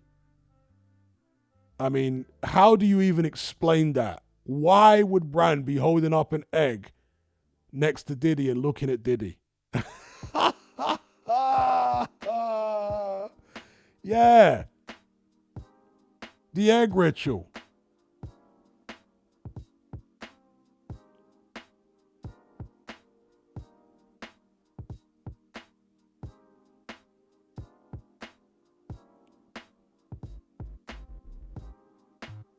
Tom S says Brand's videos are on point these days though, right? He's a plant, in my opinion. Controlled up plant. Wouldn't trust him as far as I could throw him. Because, I mean, people can change their minds, obviously. But for most of Russell Brand's career, he was a champagne socialist. Now all of a sudden he's a Christian conservative?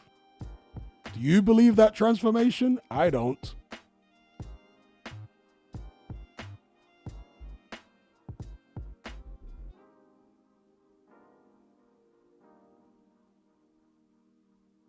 "24, I agree.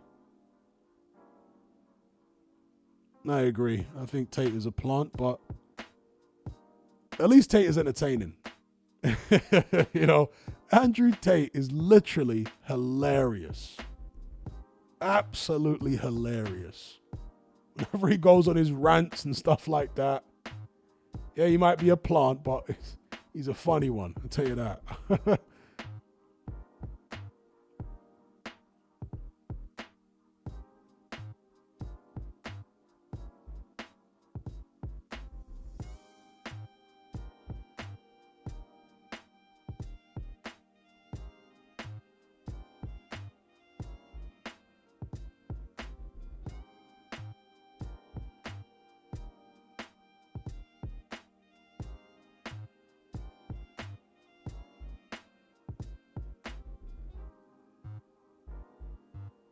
Carlton Palmer says, I think the transformation happened when those allegations came to light.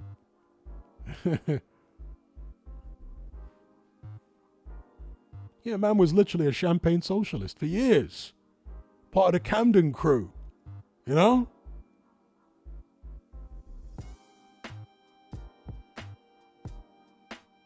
Then he flipped overnight, and now he's a, you know, conservative Christian. Yeah, okay.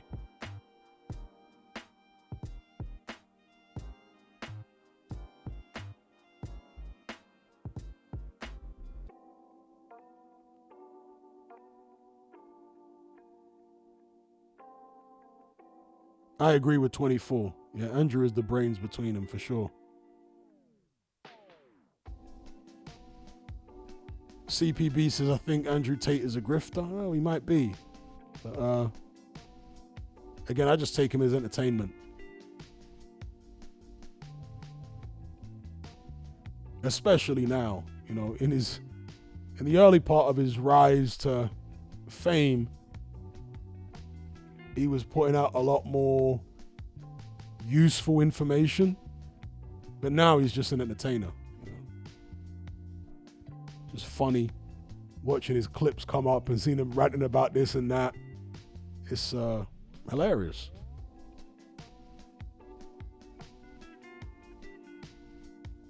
S.A. says, Hatman, you got any more spooky mystery tales like the Tokolosh, etc.? Not off the top of my head, but if any come to me, I'll definitely touch on them.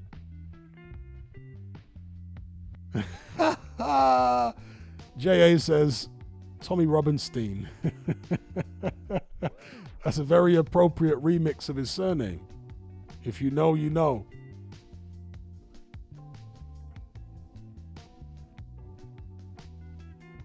Okay, somebody says, yeah, him making up a whole legendary kickboxing resume was wild.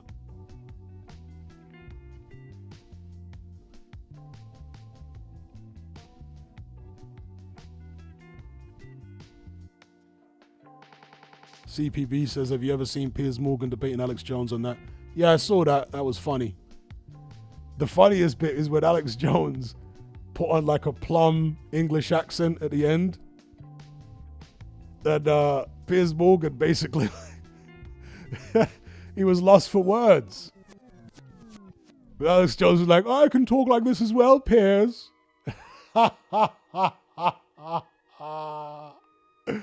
Oh, that was hilarious.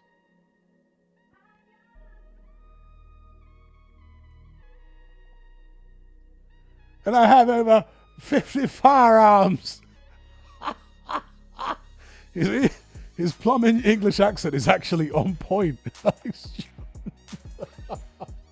I remember 50 firearms in my home outside of Austin.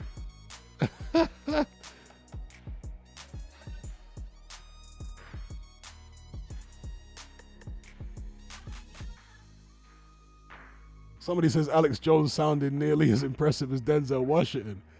I don't know if you're being sarcastic, but Alex Jones's plum English accent is actually on point. It's not bad at all. It's good. Like, he's very good at doing the posh English accent.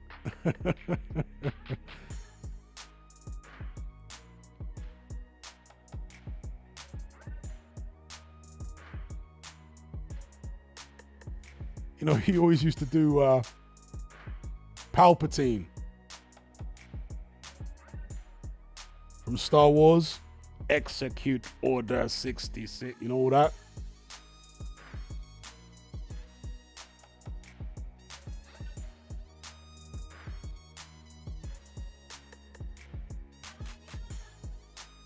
Seth says, Hatman, how much money do you need to relocate elsewhere from the UK? Depends where you're going.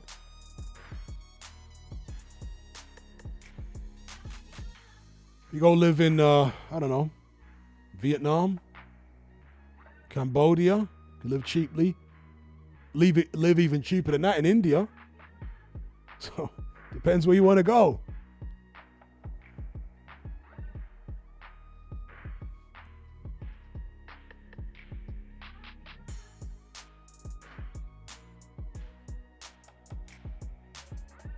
Infinite 8, yes, I do, 100%, and he just uploaded a video the other day, by the way, in case you haven't caught it on his website. Mr. Blackman says, Hatman, what do you think about African women? I've been dating African women for over 20 years, so I guess I like them.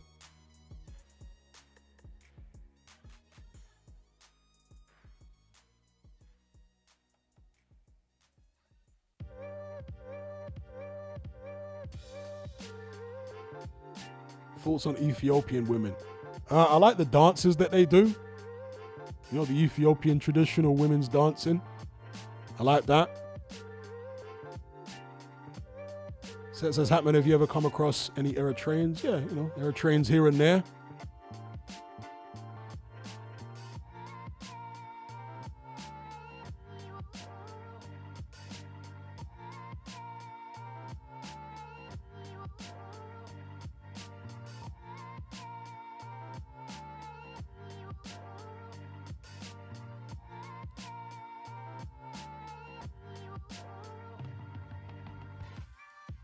Okay, Dragon says you only date African women, Hatman. In terms of serious relationships, yes. As in born and raised in Africa. I only get into relationships with women who are born and raised in Africa.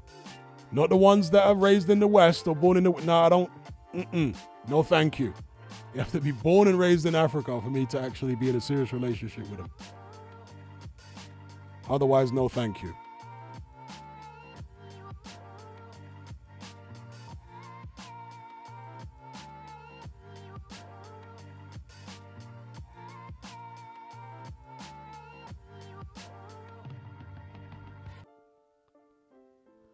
Afro Jam says, don't know about that.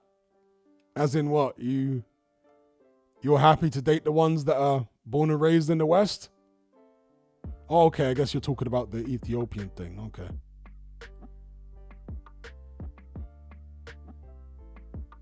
Yeah, a lot of guys like Ethiopian women. Personally, they're not my go-to.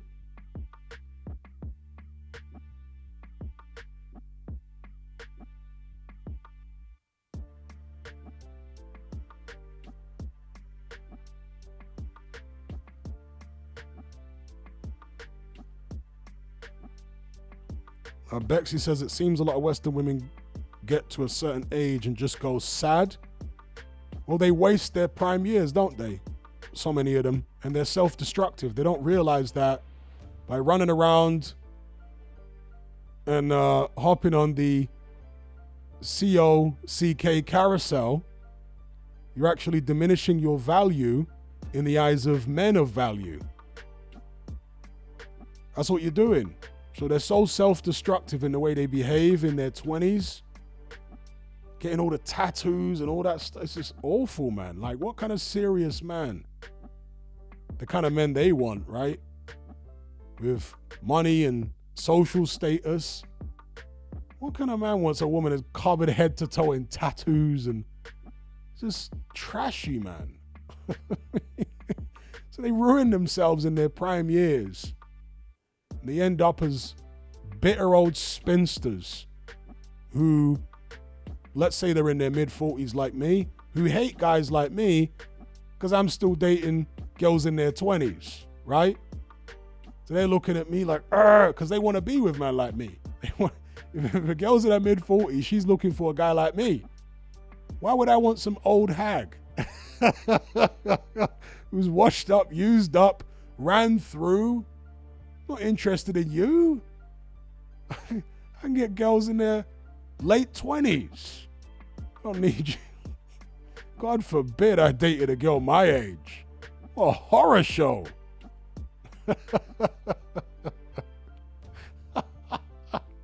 What a horror show. God forbid.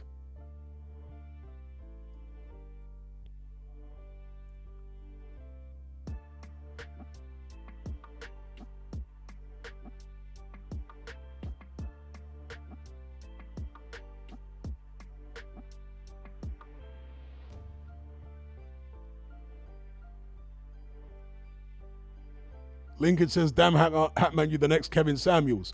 I was saying this stuff long before Kevin Samuels. One of the first Patreon episodes I did was saying stuff like this. This was back in 2017, late 2017. I was saying all this stuff on Patreon. I think I used to do a thing on YouTube called Topical Tuesdays, but I had to remove the videos because they all got demonetized and all that kind of stuff. I think one of them might have been taken down. So I used to do Topical Tuesdays where I talked about this kind of stuff, but then I moved it over to Patreon in 2017, and I was talking about these things back then, long before Kevin Samuels, but not like I invented these thoughts and I was the first person on earth to come up with these kind of thoughts, but yeah, I was thinking things and saying things which have become synonymous now with Kevin Samuels. But Kevin Samuels, for that type of content, was absolutely the GOAT. He was definitely the GOAT. He was the best to ever do that type of content.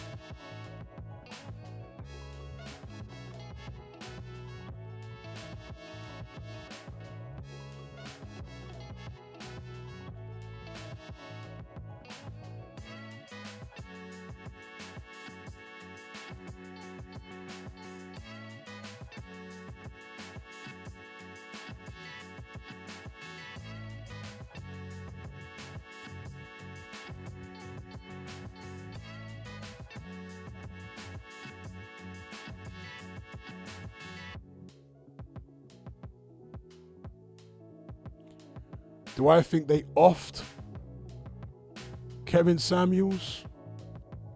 Well, the United States is a big country. There are lots of different factions. And people definitely do stuff like that. Was it the progressive, democratically linked faction that offed him? If he was offed? I don't know. I don't have any strong views on it, to be fair. Maybe it was something else, which I definitely won't mention on this stream, that he took that could have caused his demise. Some of you know the inference I'm making here.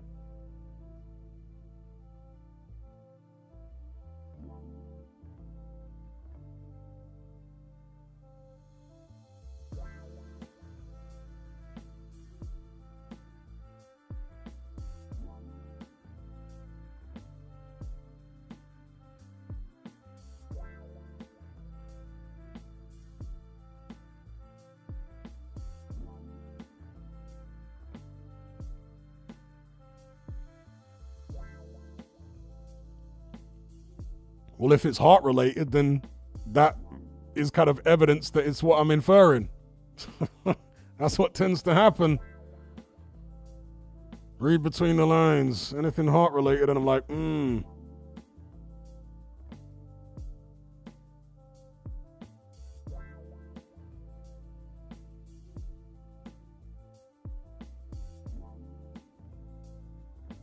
Afro Jam says he was always pinging, died with a prostitute in his yard, so he didn't even believe in what he was saying.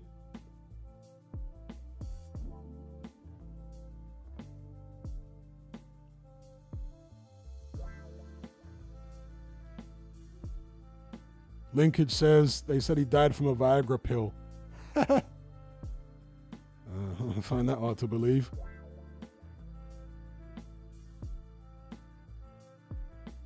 Yeah, something along those lines, I would imagine, Kylie.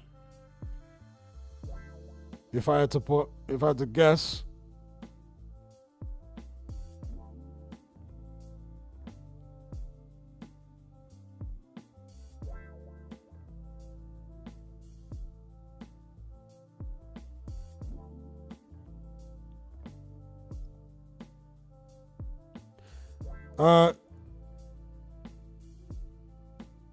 Mr. Blackman says, you smoking on something, Hatman? No, I don't smoke. Don't smoke, don't drink. Kevin Samuels was necessary. Some people say he was too harsh. He was necessary.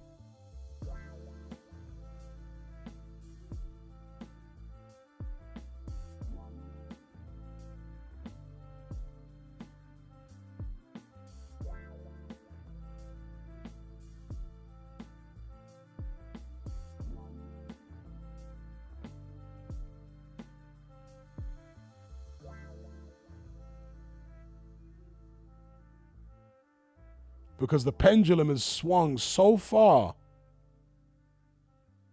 in an anti-male direction that you can't, have a softly approach to bring the pendulum back when it's gone so far in the extreme anti-male direction. Do you know what I mean? You're going to have to fight fire with fire.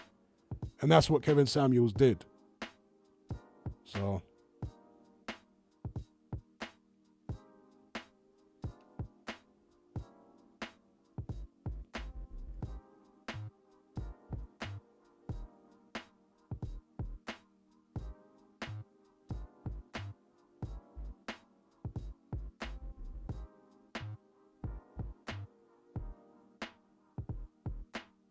Afro Jam says some nose candy and caffeine tablets will do you in. Yeah, but look at the timing of it.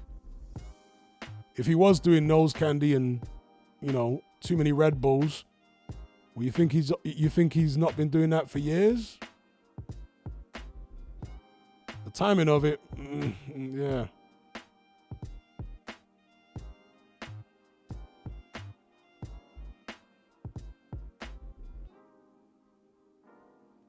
Somebody says, I found Samuels more interesting in Fresh and Fit. Me too. And they actually had beef. Samuels and Fresh and Fit. Kevin Samuels' ego got a little out of control. And he thought he owned certain time slots for live streaming, which is absurd, right? He basically turned against Fresh and Fit because they were streaming around the same time that he would stream.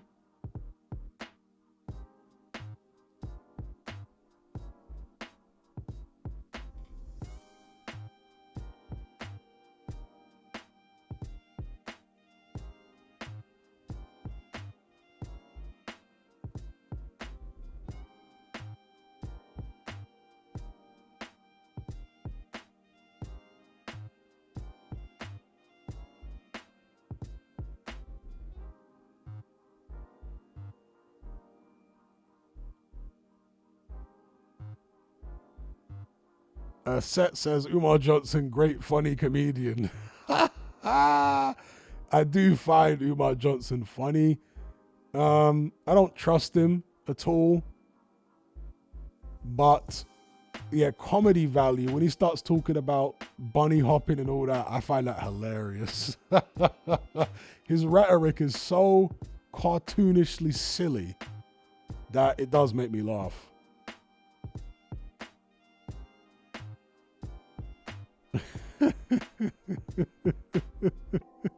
His war on bunny hopping and stuff like that. Oh, that cracks me up. Leo says, man's been building a school for 10 years. I think it's longer than that. It must be 15 years. But yeah, the bunny hop, whenever I see the bunny hopping clips come up on Instagram, seriously, I'm dead. Oh, he kills me with all that. Dear, oh dear, oh dear. The bunny hopping crisis, he called it. The bunny hopping crisis.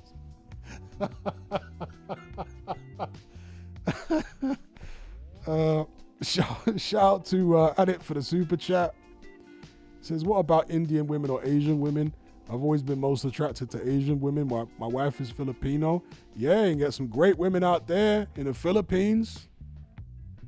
Definitely plenty of great Indian women if you're looking for someone traditional. I mean, India, if you're attracted to their women, is a gold mine for traditional women in India.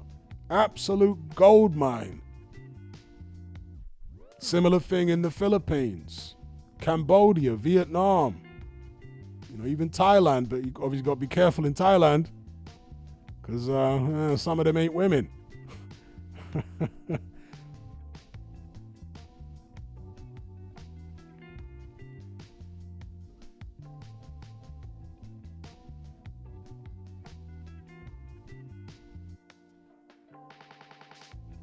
But Ankit says, yeah, his wife is Filipino.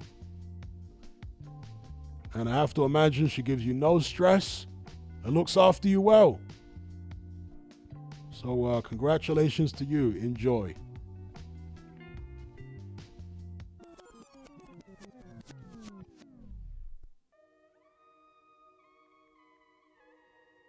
Beast LFC says, Hatman, do you think dating and relationships in the West has any hope of improving in the next decade? Honestly, I think it's far from recovering. I agree with you. I think it is an absolute disaster. It's a disaster.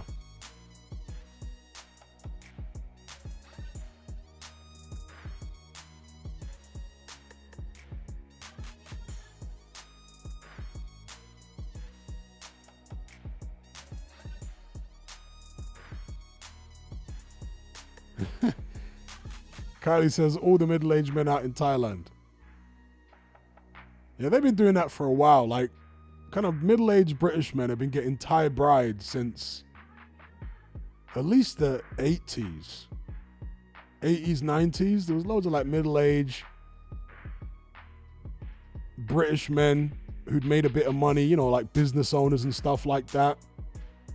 And they would ditch their English wife because she was past her sell-by date, or she was, I don't know, giving a bit too much attitude.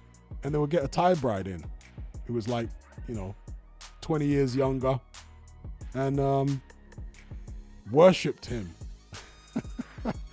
Like, English businessmen have been doing that for a long time. That middle-aged guys, yeah.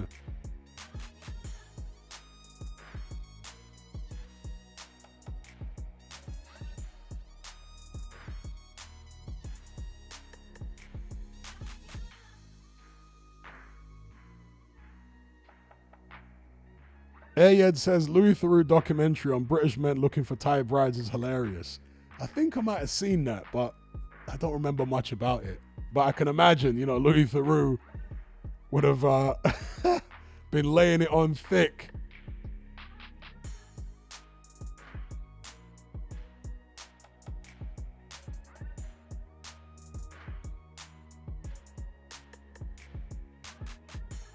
Bexy says, I had a Filipino girl, had money as well, couldn't cook anything. Well, that's because she had money. If she's, you know, grown up highly educated and good job, well, yeah, she's not going to be able to, she's gone down a different path.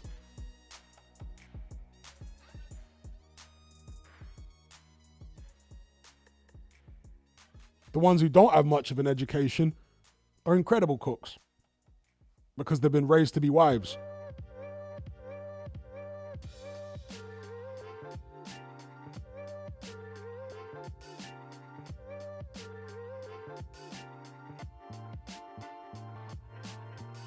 Afro Jam says Japanese culture has become nihilistic since America dropped.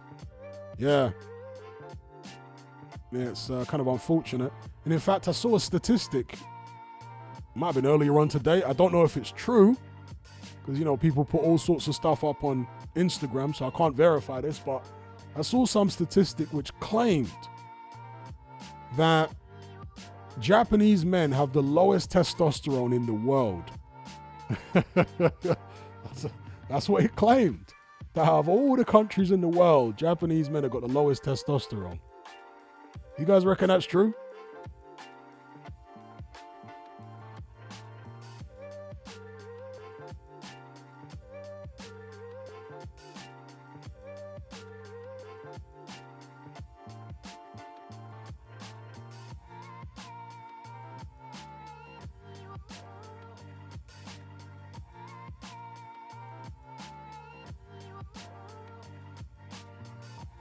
Afro Gem says, I don't know.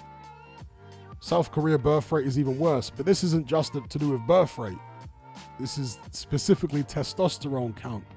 South Korea was, I think, on the list, maybe second or third. I think it might have been second, but number one was Japan.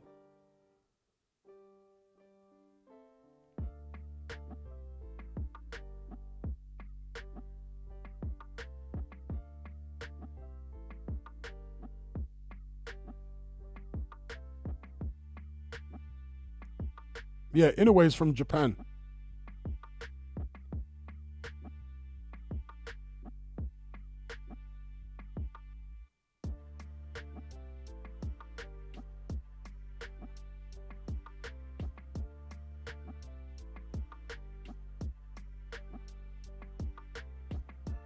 Glad Tidings says it's weird because Japan had a history of being warriors and aggressive. Something happened recently. Well, they were traumatized, weren't they, by what happened to them at the end of WW2. That shocked them and traumatized them, and you know, they surrendered and all that. Hirohito, Emperor Hirohito said stand down, and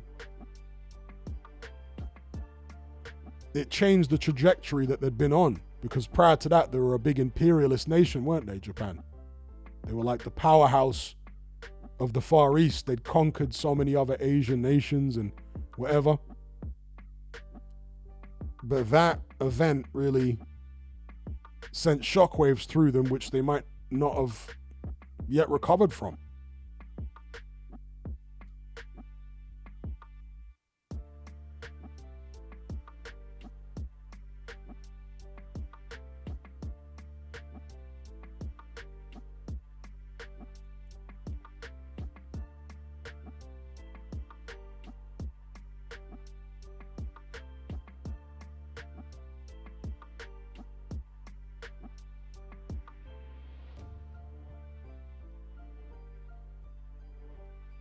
Set says, Japanese do make the best cars though. Yeah, I love Japanese cars.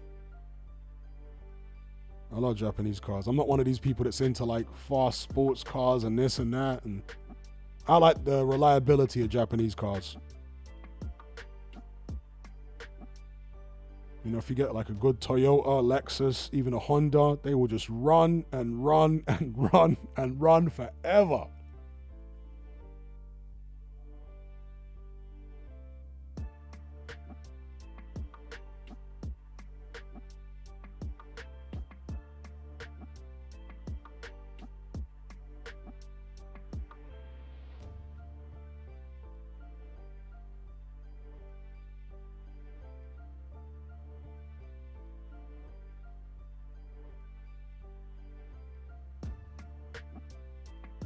All right, peeps, I'm going to wrap this one up.